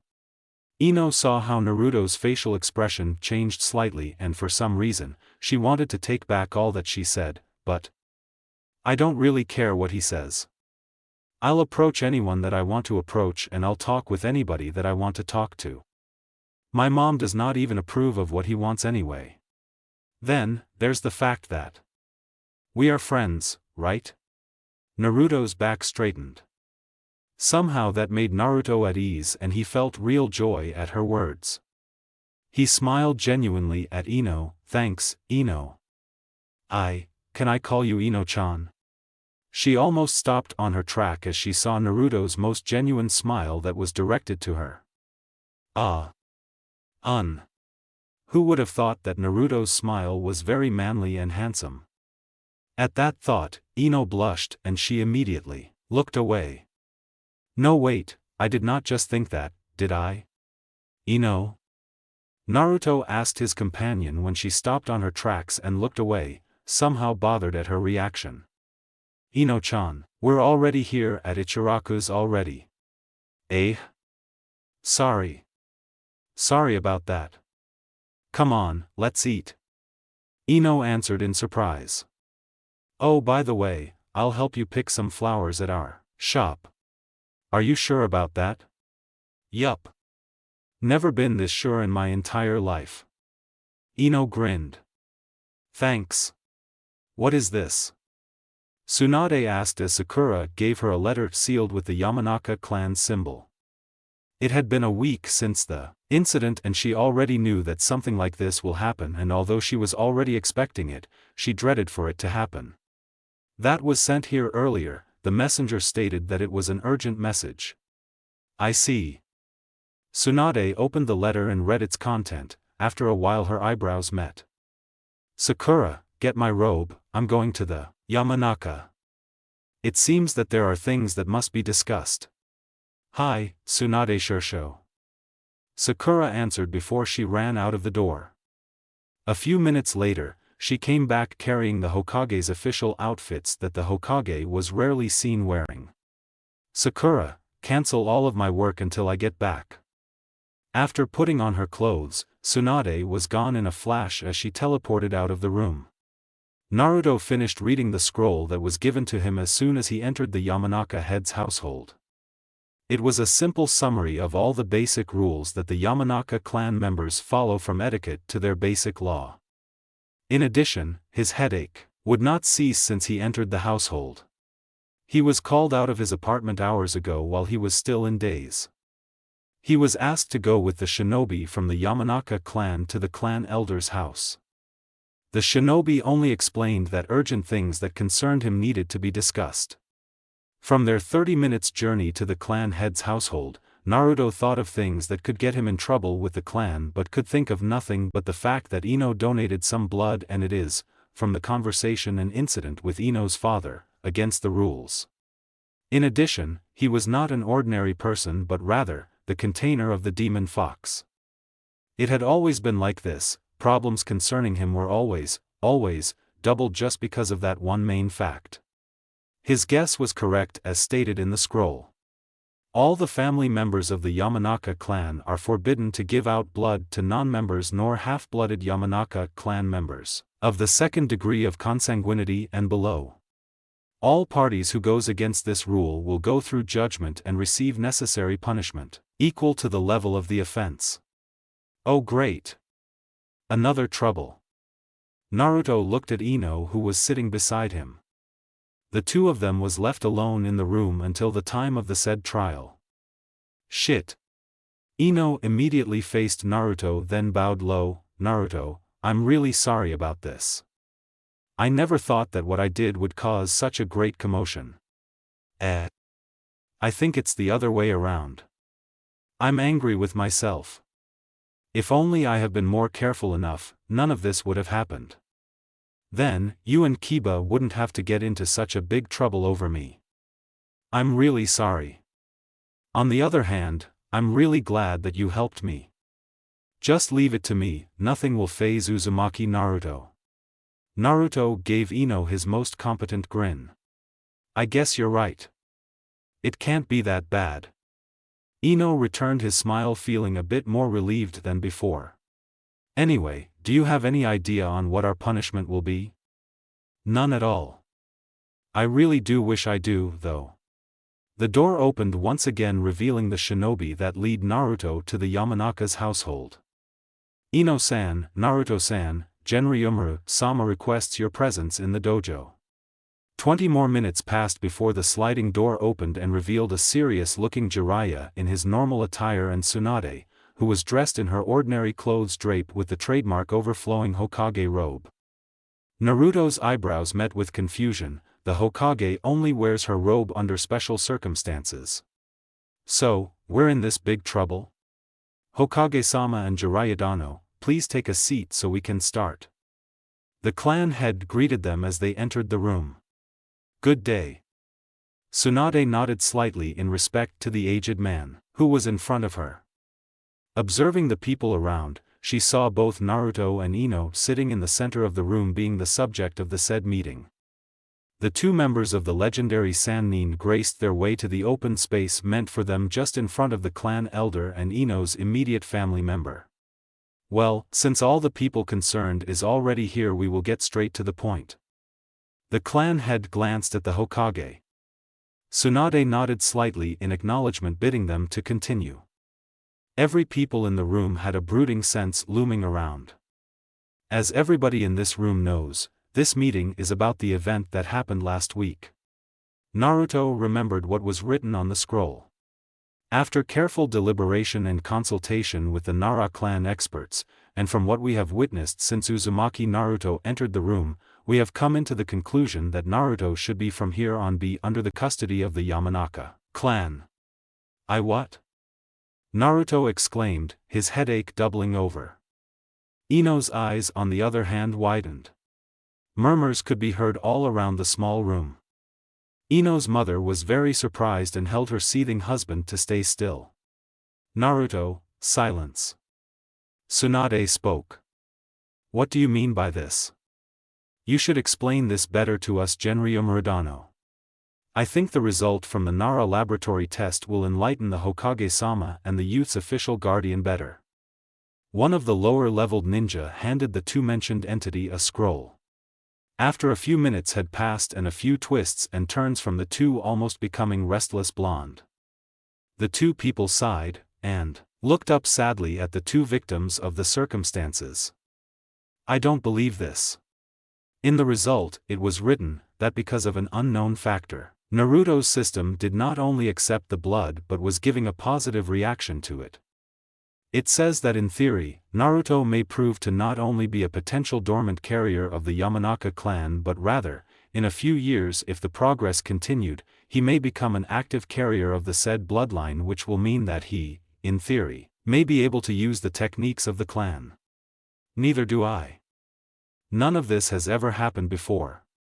And might I add that Naruto entered the room scratch-free when I myself placed a mind-numbing technique on the door. The head of the clan sighed. In addition, in the most normal situation, we execute the individual who becomes a dormant carrier, but there is that certain factor about the concerned individual. That made every decisions that we have made more difficult. You do realize that I am still the Hokage, right? Tsunade retorted. I still a say on this matter, nor should you disregard what his official guardian has to say. And you seem to have forgotten, Hokage-sama, that your power only stretches to the ninja village in general, its civilians, missions, all things in general and all things that may affect the general welfare of the village. A Hokage can never ever touch the generations of traditions that have been deeply rooted in a clan without the clan's expressed approval. I do not mean any disrespect to the strongest shinobi in the land but rather to remind you of your rightful place. I also do not wish for any disrespect to you, Genryo Muradano, but you also do realize that Naruto is not just any other person. He himself is under the custody of the village itself and Jiraiya-dano was made his appointed guardian. Tsunade supported her claim. Yes, and since you have already realized that I am the official guardian, I really do wish that you would allow me to speak. Jiraiya finally spoke. All that I can say is that, we should allow the two people involved to speak their minds. I have been with Naruto for a long time and I do believe that he can make very sound decisions on his own. I, on the other hand, will stand by his decisions.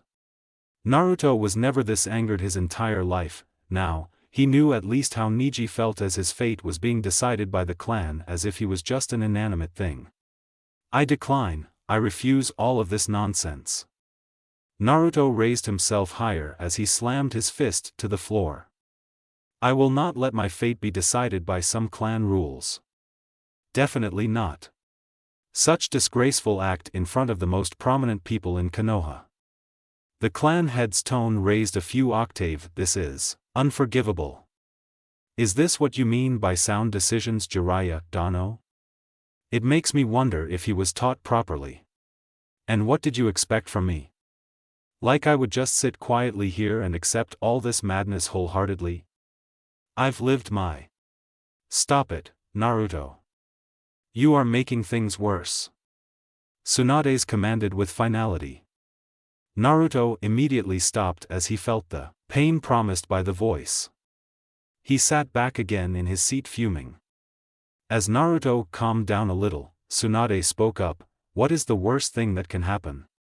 The elder looked up directly at the Hokage, "You, protecting the recipient. Us, destroying our alliance to this village and for the one who committed the act, beheaded in place of the recipient." Silence.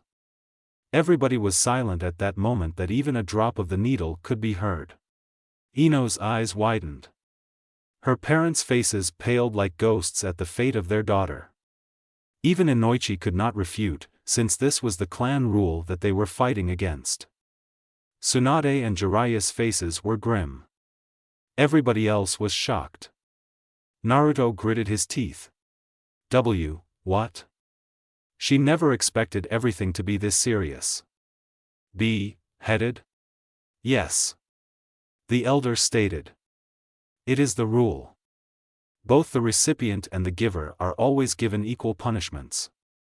In your case, the two of you should have been destroyed, but both of you were allowed to live due to the fact that he is the custody of the village. If things do not go according to what we expect to happen, you will shoulder all the responsibilities that your carelessness started. Ino paled and shivered at the thought of being beheaded, her face fell contemplating on what was currently happening. Then something warm wormed its way to her hands, and as she looked to its owner, she was awed at the determination that was in its eyes. Never in her life had she seen such sheer will and determination emitted from a person, not even Sasuke. Everything about him seemed to change at that moment. Suddenly, she just felt safe and thought that everything will be all right. That this person beside her simply knows just what to do. Then, Naruto stated with all his confidence and venom, making all heads turn to him. If I may be allowed to speak my mind and my decisions to this matter. The elder was surprised for a second at Naruto's sudden change in behavior before gaining back his stead. You may do so, young one, and I do hope you know the implications of all that you are going to say.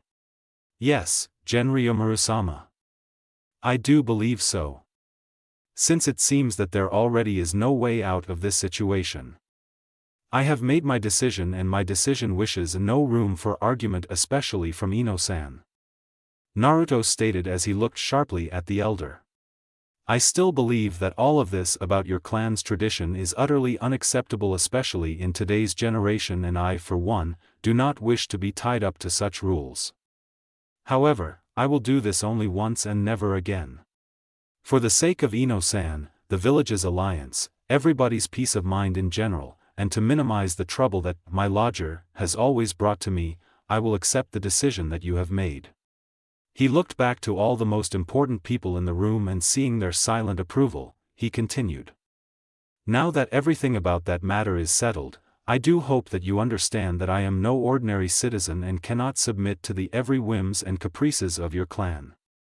I will only take and accept responsibility from Ino-san and the clan elder. Also, please do remember that when I become the Hokage, I will surely break this clan's unethical tradition. Everybody was surprised at the way he delivered his speech. The person that they have always thought to be foolish.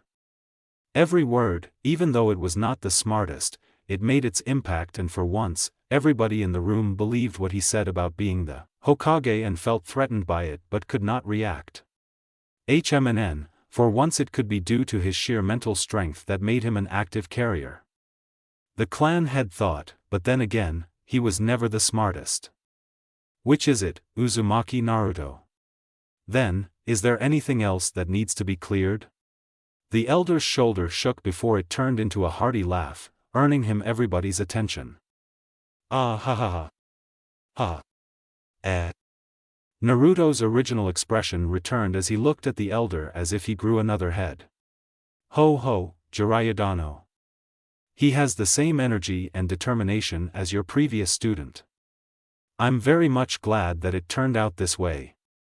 Now that everything seems to have been decided, let us all move on and end this meeting. The elder then looked at Naruto. You, on the other hand, my child, will be accompanied by our fellow clansmen tomorrow. You will be living here in the main house starting tomorrow. This meeting is dismissed. Genryumaru stood up and left the room, followed by some other clan members, leaving only a few individuals inside, including Tsunade and Jiraiya. Finally. I thought I'd never get that alive. It's really good that I learned a thing or two about diplomacy and politics from Bachan and Ero Sennin. Naruto breathed a sign of relief before he looked at Ino-chan, are you alright? But Naruto. Ino started to protest weakly. I already made my decision, Ino, and I don't think even you can change it. Just relax, okay? He cheered at her, waving his hand to show his enthusiasm, only to realize that he was still holding Ino's hand, making him blush. He immediately blushed. Sorry about that. Get away from my daughter, monster, Inoichi blurted out, forgetting that both the Hokage and Jiraiya was still with them as he grabbed Ino's wrist and forced her to stand up. Ota-san. Ino quietly said, looking embarrassingly to Naruto. Which he gave back an understanding gaze. Inoichi. Ino's mother protested, bowing low to the Hokage for her husband's behavior. I am sorry about this incident, Hokage-sama. Inoichi-san, is there anything that you'd like to say to Naruto-kun here? Tsunade asked with venom in her voice. Which was only met with silence from the person in question. Well, since there seems to be none. I'd like to take my leave with Naruto. I do wish such action will not happen in the future, Inoichi-san. Let's go, Naruto. With that, the three were gone in a puff of smoke as they teleported back to the Hokage's tower. Really, Naruto? You always get yourself into very big mess. Tsunade commented as she sat back to her chair. But I'm very proud of you. She's right, brat. You handled yourself well. Jiraiya followed. Heihei, it pays to learn a few things from you and Jiraiya. I think. Naruto grinned half-heartedly. But Naruto, what do you feel about the situation? Jiraiya asked him. Naruto looked down. I honestly don't like what happened, Ero Sennin, but I can't get Ino into a much bigger trouble that I already had. But I'll definitely find a way out. Tsunade-bachan, could you help me out with this one without it affecting Ino-chan? I'll do what I can, Naruto, but just in case, you should know that this is an almost impossible case. I know that, but I still want to try. You got yourself a deal, Naruto. Tsunade gave Naruto her most honest smile. What about Sakura? I'll tell her as soon as I see her. She'll definitely kill me if I don't tell her. Tell me what? Sakura asked as she entered the room carrying a number of documents. I'm sorry, Hokage-sama, I thought you were still away. It's alright, Sakura. Tsunade looked back at Naruto. Well? You see, Sakura-chan. I kinda got myself under the custody of the Yamanaka clan due to what happened. But don't you worry. I'll find a way out without causing Ino-chan problems. So don't you worry too much, okay? Oh. Sakura went silent, contemplating, and I can't do anything to help again this time. Author's note, 2nd edition, let's see if I can still remember. Of all my fanfictions, I definitely promise to finish this one. The rest might be taken down as time passed. The leaf, Tangled Souls might be on hiatus for a longer period, and the yaoi/shounen AI fictions might be transferred to a new account if I find that you are bothered by it, which I wish were not true. I don't like handling another account just for it, make it seem like an outcast in my list of stories. Do you mind it that much? As I promised, I'm going to update after I graduate from college, and that already happened at the end of March. I couldn't update as soon as possible since I gave myself a little personal vacation gift. I hope you wouldn't mind. I passed our feasibility study with flying colors and was awarded with a Best in Project Feasibility Award, so I thank you all for patiently understanding my situation and the reason why I could not update for almost 8 months. Right now, I'm already 1/4 on the way of writing Chapter 5 of Unwanted Truth. I'm just having a problem with developing the romantic aspect of the story. I was planning to start a new arc on Chapter 6, but then I got stuck on Chapter 5 and I just can't bring myself to rush the development of feeling for the main characters, so I ended up stalling a lot longer. I'm needing situations where they'll be forced to see each other on a different level, but what can I do? I'm just a poor girl who doesn't even have a real-life love life. That is why right now, I just can't seem to move my story further. Right now, I just hope to get started with the new arc on Chapter 7 or the longest, in Chapter 8. I hope you can help me, please support me or have patience, again. In all honesty, this was supposed to be just a 10-chapter story, but right now, there's still no relationship going on and it's almost halfway away from my planned numbers of chapters, so this might take a lot more longer, but I definitely will not let this go to more than 20 chapters. Chapter 20 is the most maximum that I will allow myself to indulge, much more than that, and I don't think I can finish this anymore. I hope you still did not lose your interest in this story, even with the long hiatus period. Lastly, can I ask for a review? I feel that right now, I don't have that right, but still, I need to know what you think. I'm not asking for very long reviews, just enough for me to know what you think and stuffs, and if I need to clear some things up. Is it alright? Thank you very much, people.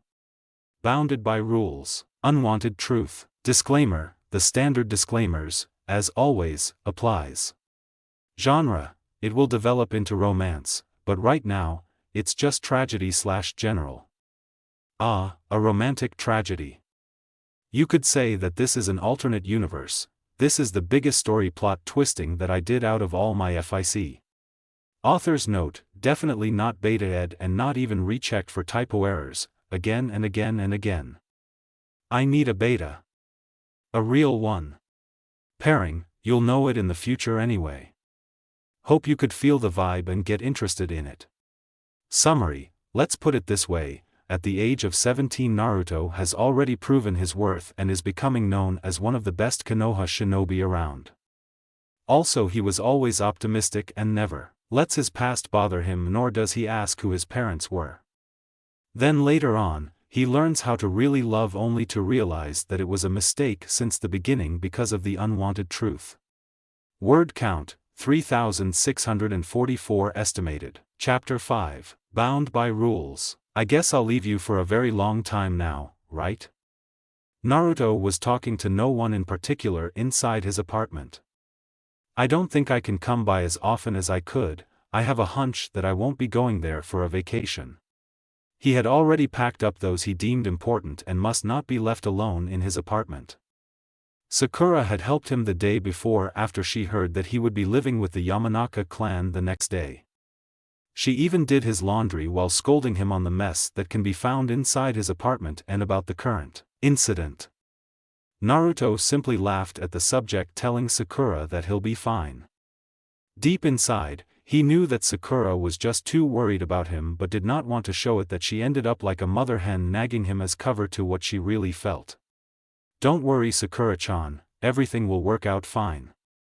Naruto reassured her after a while. I don't think it can get any more twisted than it already is. And you really believe that? I've been with you half your life and every time you get in trouble it always gets worse. Sakura snapped, her eyes had gotten quite red through their conversation.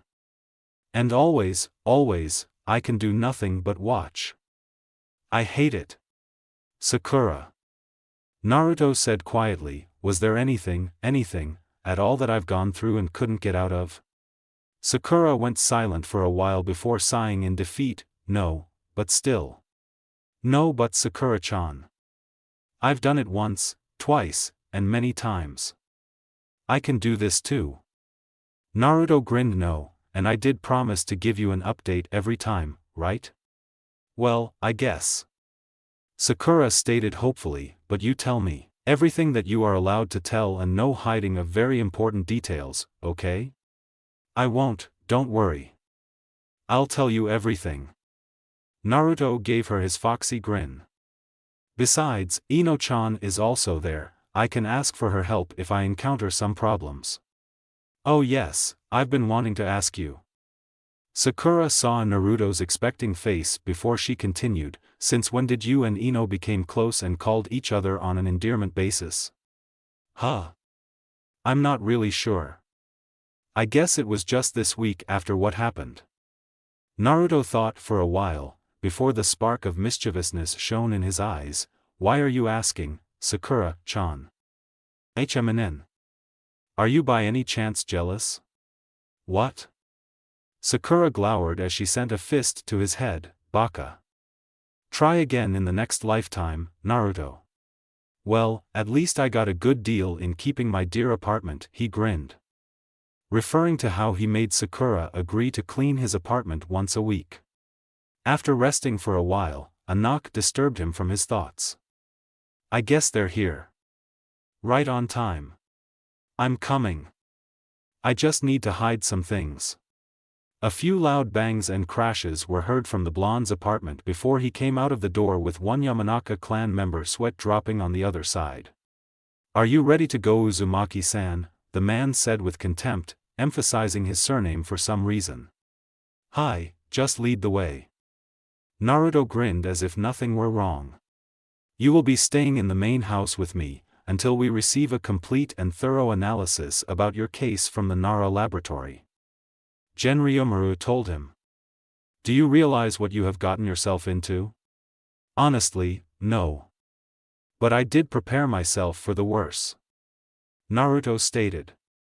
He was sitting cross-legged in front of Genryumaru, looking up to him with his usually plastered fox grin. Naruto looked around the four-cornered walk-in room where he sat and to each Yamanakan who were standing on each sliding door on guard. To his right was the man who guided, no, more like grudgingly brought him to this place. The other one on his front or behind Genryumaru was the same one who brought both him and Ino to what he now tagged as the room for stupid old men's judgment. While the other two were people he couldn't recognize. Genryumaru contemplated for a while. First we'll talk about your position in our clan. In our clan, we are initially categorized by age and positions.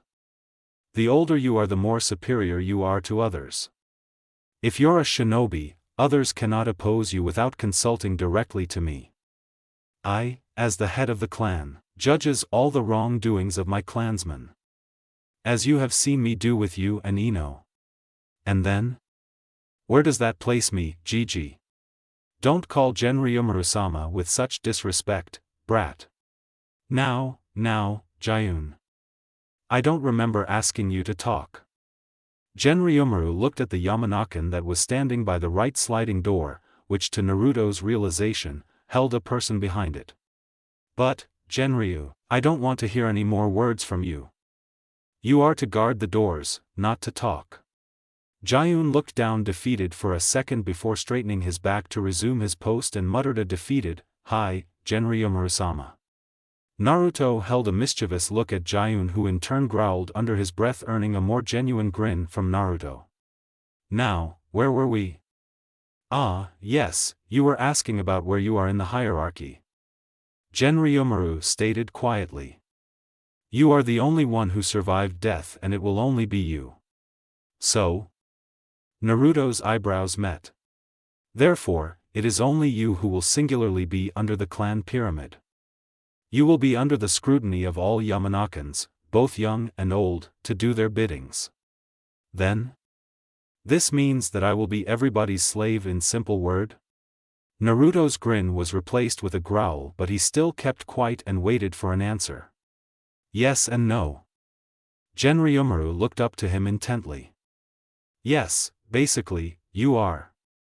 You of all people have an idea how people feel about your tenant. I cannot defend them to you, nor can I stop them from doing whatever they want to you, especially now that they are given that right. That is why I placed you under my house and my care, to minimize such things from happening. Great. Just great. Not only do I get stripped off my house, but I'm also downgraded. Naruto pouted. What else? Ah yes, you will have to work whenever you don't have mission. Genryumaru started. Naruto continued to listen with half his brain. Anyway, he only needed half to get the general idea on all that he needed to do. The other half continued to drone on to dreamland and things in general, like wondering who was on the other side of the room. Still, even in this state he continued to argue and ask for things regarding the rules. An hour later, he finally summarized most of the basic, stupid rules that the clan had. One was that he was basically everybody's slave.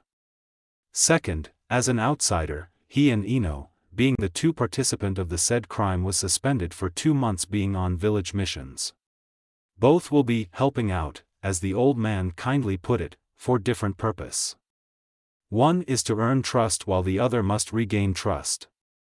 Third, of course, was to not give up blood to anybody at all, even a fellow Yamanakan, since the conclusion to his medical findings were still doubtful and might cause greater problems in the future. Fourth, he cannot be taught any of the clan's kenjutsu just for the fact that he is an outsider. For the rest, he did not even bother to go further and think about it. Now, that is only the basic. Genryumaru motioned for the guard on his left wing to come near him carrying the 10 more scrolls and placing it in front of Naruto. Here are the rest of the supporting rules that you will have to dash. What? More rules? Naruto pouted and he looked away from Genryumaru before continuing mockingly, I've heard enough rules to last me a lifetime, thank you very much, old man. Ijich. More rules? I wouldn't have wanted to become the Hokage if I had known that it required reading all the thousands of scroll rules for each clan. The man pouted and crossed his arms in defiance like that of a child. The man on his side, who also had long light blonde hair and was supposed to be his best friend and guard, smirked at his antics. Only Genryumaru and the third Hokage, who were then still younger, found this quite entertaining, knowing him even when he was a child. The rest of the clan and village representative did not even bother to laugh and saw this as immaturity on the Hokage's part. Enough. Sarutobi, the third Hokage, said a little later after seeing the people's reaction and forced himself to stop the small twitch in his lips. The same goes for you, Inoichi. Genryumaru followed, looking at the guard beside the new Hokage. But. And no buts. Sarutobi stated. Hi. The new Hokage slumped and muttered something about tight-assed old men, making his best friend smirk some more before schooling his face. At this sudden rush of memory, Genryumaru laughed loudly, earning him a startled look at the guards and Naruto. Hey, Genryujiji, what happened to you? Oh, nothing, I just remembered something. Genryumaru smiled at him. Alright, where were we, Naruto? Rules. Naruto slumped and sighed. Oh yes, now you have no choice in that matter. You will follow it whether you like it or not. For now, I will just let you borrow those scrolls and read it any time you want. Genryumaru raised his right hand and motioned for Jayun. Jayun, let her in. Jayun slid the door open, which showed Miho, Ino's mother, who immediately smiled at Naruto's direction. So it was them all the time? Naruto asked, looking back to Genryumaru. Yes, for now, I will place you under training with Miho. But, I thought I can't be trained? These are all just simple mind defense trainings that everybody in the village can learn. I realize that you might not only be assaulted outside but rather also within the clan's wall. So I needed you to know something at least. But mind strengthening, meditations, and others that is helpful especially when faced with enemies that has strong mental prowess. Those are not limited within the clan itself, everybody who wishes to learn it can. It just happened that Miho is the best teacher for this. Genryumaru stated before Naruto could finish what might be bothering him. What? Meditation? Meditation? I can't even last concentrating for even 5 minutes and you expect me to learn how to meditate? I can live by with what I currently have. No need to train me, really. Are you sure you do not want me to train you? Miho interrupted, looking sad and a little insulted. That's not it, really. Naruto trailed off as he thought about Ino's father. But aren't you angry with me like your husband? At this Miho bowed her head to the ground. I'm really sorry that my husband had acted that way, Naruto-kun. Especially to you when you were the one who saved my daughter. I really do not know what is wrong with him. Please Naruto, excuse my husband's attitude. Wait. Don't bow please. Naruto said, startled by Miho's actions making him blurt out before thinking, really, it's alright. I'll be happy to train with you. No wait. I really don't want the train, oh all right, you got me.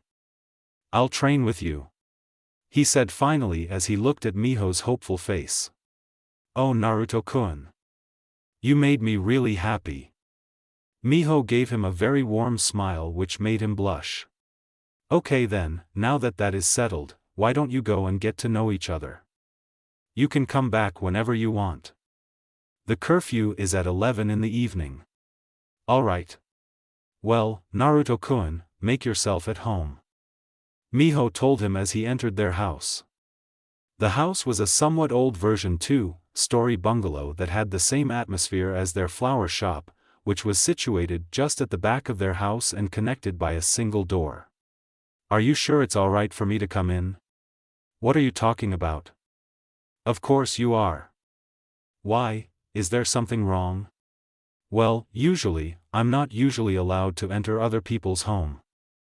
Naruto looked down, and knowing that you are from the older generation, which means you know. I'm really, nonsense, Naruto-kun. You just saved my only daughter and I'm not shallow-minded like some of the people living here in Konoha. Miho stated as a matter of fact, although I'm asking for understanding about my husband's attitude. He seems to be uptight about you, but you are always welcome to. Mom, I'm back. Is our lunch ready? Ino yelled loud enough to be heard inside the house as she treaded the path towards the living room. What's for, Era? Naruto-kun, what brings you here? Oh, Ino-chan. Naruto will be eating lunch with us. Why don't you entertain him instead while I finish preparing our lunch? Miho told her as she walked into the kitchen. I've been telling him that he's welcome to come here anytime, but he just doesn't seem to want to believe me. Why don't you do the convincing? And try enlightening him with how we train, since he'll start training with us tomorrow. Oh really? That's so cool. Ino cheered as she looked at Naruto, while the blonde blushed from the genuine affection that he's been receiving from the two ladies. And while we are at it, why don't we exchange training? We'll help you with those mental trainings and in exchange, you teach me some taijutsu. Please, Naruto? But isn't that the job of Asuma-sensei and your team? Naruto asked confused. Seeing that Naruto was already beginning to feel in place, Miho left the two of them to talk some more and proceeded to make some sushi and pickled rice. Ha! That's Shikamaru? He wouldn't even care less about training. Always saying that it would be too troublesome and stuff. Ino complained. There was even the time that he bribed us saying that he'd agree to train with us for the entire day if and only if we left him alone for the rest of the week. Do you see how lazy he is? Ino emphasized her point through her facial expression and blowing up some of her bangs as she finished the statement, making Naruto smile at her antics. Ha! Typical Shikamaru. He wouldn't even want to raise a finger except when he's facing death. Naruto grinned. He never thought it would be fun talking to Ino. She had always seemed too out of his reach before when they were not yet close. Then, there was that fact that whenever she and Sakura are together they do nothing but bicker about everything under the sun. Although Sasuke was already a tabooed topic with them since Sakura would clam up whenever they start taking about him, they still could not run out of subjects fight over. It even made him quite scared to get in between them. Even when they are paired up in missions, she would always find him irritable in the end. When they were younger and when he was older and started getting serious on missions assigned to him, they would only talk whenever necessary. Right now, he really was enjoying this out-of-the-blue conversation with no walls in between. He would even dare say that they were compatible in terms of loving conversations very much. No, wait. I did not just think that. Scratch that, scratch.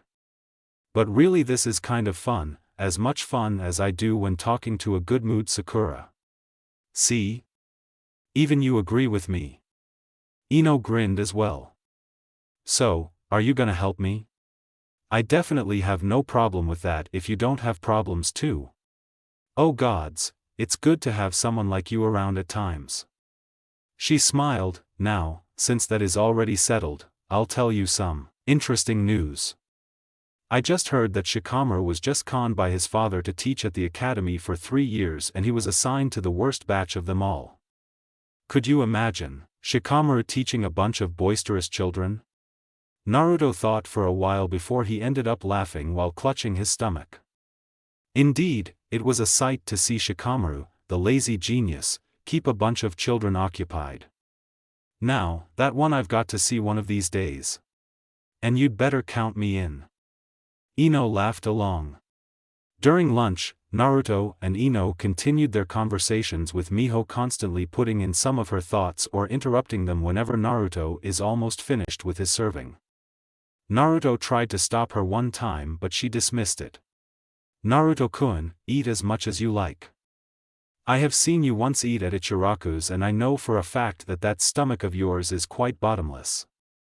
Miho smiled at him as his face went crimson from embarrassment. Yeah, Naruto-kun. There's no need to hide it. Everybody knows how much you love to eat. Ino added fuel to the fire. In the end, Naruto ended up eating at least 5 servings before Miho let him go when he told her that he was definitely full to eat more. In the end, it was the next best lunch Naruto had after Irika. Before Naruto and Ino left, Ino was asked to deliver her father's lunch to him and Naruto headed directly to the clan head's house as instructed to him. I see that it all went well, seeing that you look quite satisfied. Genryumaru stated as he entered the room at 8 in the evening. It was fun. I've never had that much fun in a long time, Naruto said before continuing in a serious note. Can I ask why you agreed for her to be my teacher? HMNN. She formerly taught in the academy when she was still single. So I have no doubt that she can teach you well.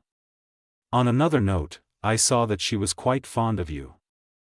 The equality rule will not apply in this matter since Ino had already repaid you by saving your life. So do not think that she is doing this as repayment. I see. I also want to tell you something. What is it? You will be facing a lot of degrading and insulting times within this clan wall. Staying in the main house will not guarantee you an easy way out. And as I have said, I cannot do anything with it. More than half of us hates the Kyubi, most are nonchalant while only a few understands. Stay strong, Naruto. I understand. Naruto told him with seriousness and maturity. Naruto, may I ask you something personal? I guess. Naruto turned uneasy. Do you know who your father is?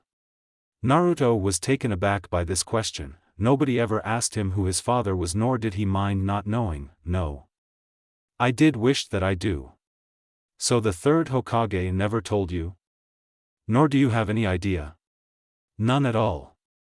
Why? Do you know something? Naruto asked suspiciously.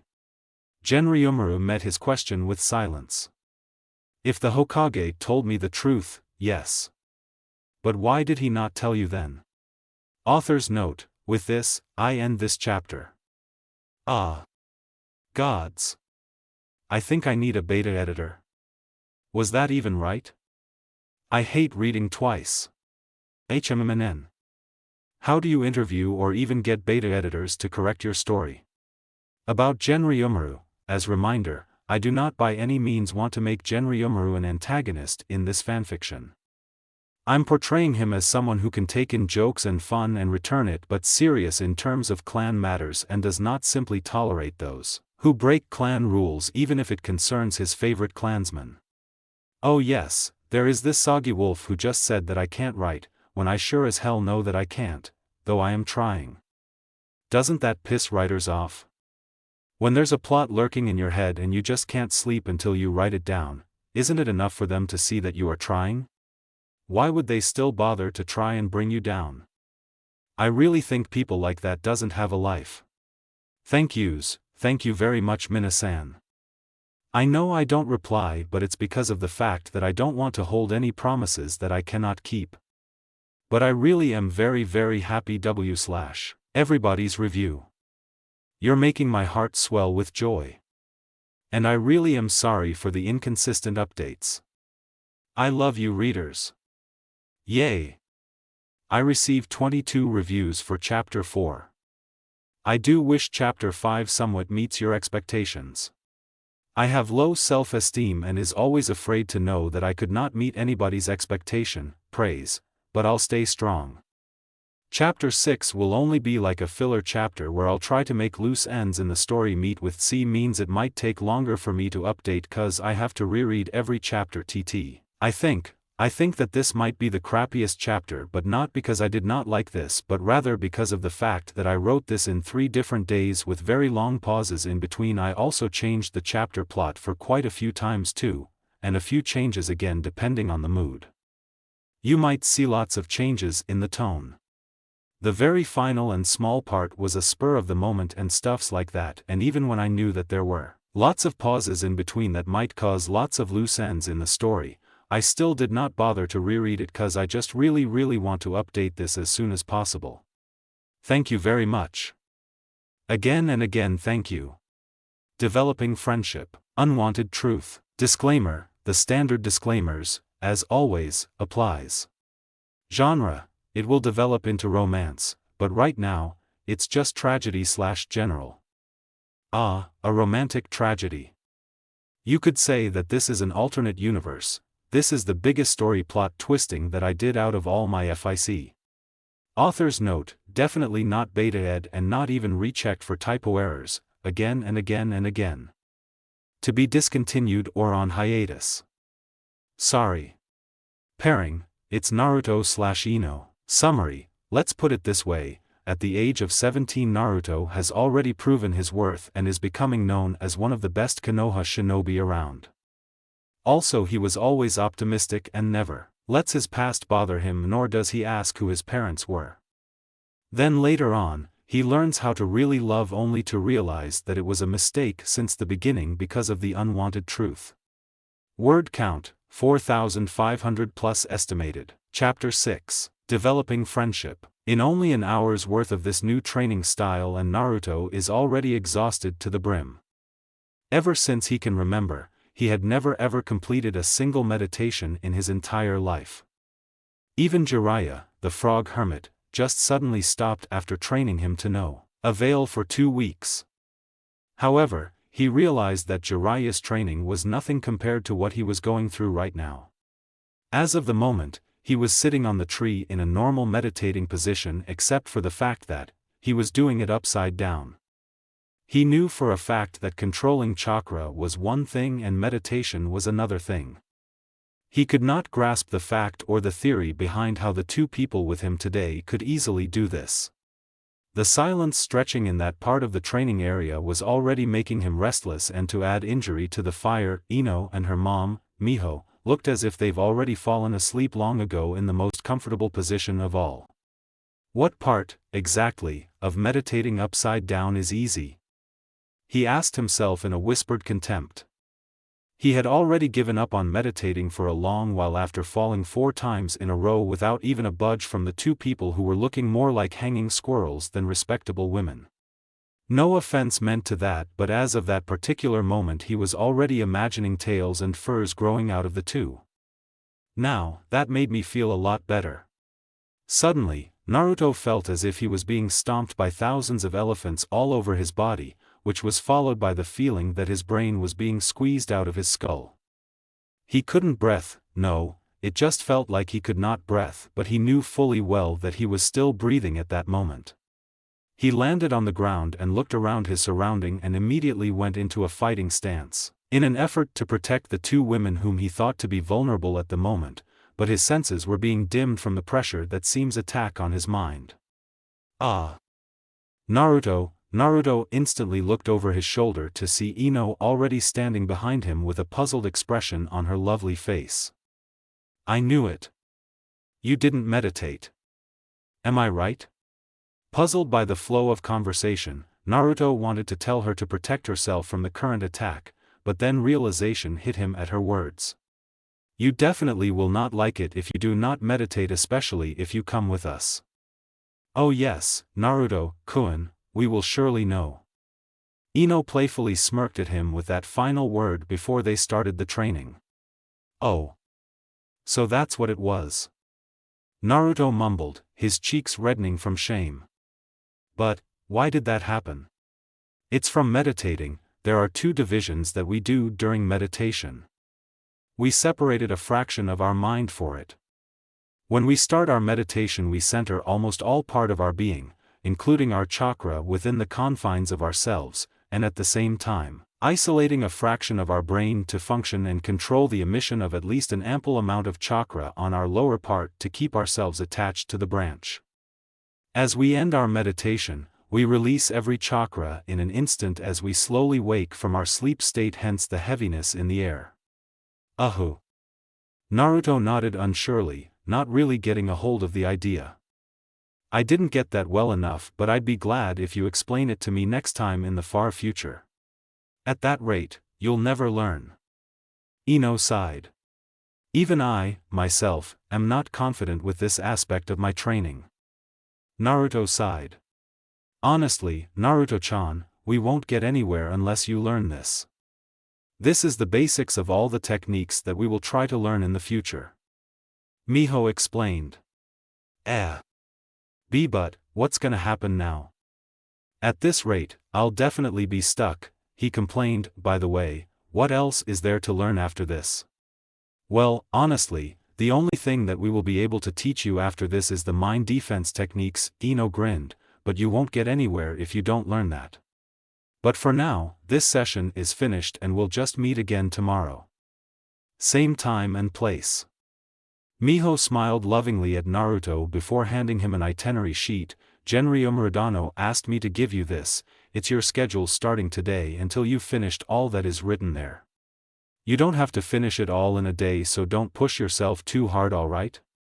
Good luck with your clan mission, Naruto. That'll be just a piece of cake. Naruto smirked at the two and prepared to leave. See you again tomorrow. HMNN. Let's see, first stop is the Karen's bakery. Naruto grinned to himself as he stopped in front of the store. I wonder if they'll give me some goodies after I finished whatever work they'll give me. What are you doing there just standing in front of my store? A man in his mid-30s yelled at him. You came here to work, not to give off bad luck to my store. Go inside and make yourself useful and do not ever show yourself to my customers. The man never noticed the change that happened to Naruto's expression that were gone in an instant. Naruto just answered him, with his trademark grin, and proceeded silently inside the store. Keep it cool, Naruto. You can do this with flying colors, Naruto. He continued this mantra inside his head for the entire day that he spent there, realizing that the man would never let him go that day. Stop grinning, you fool.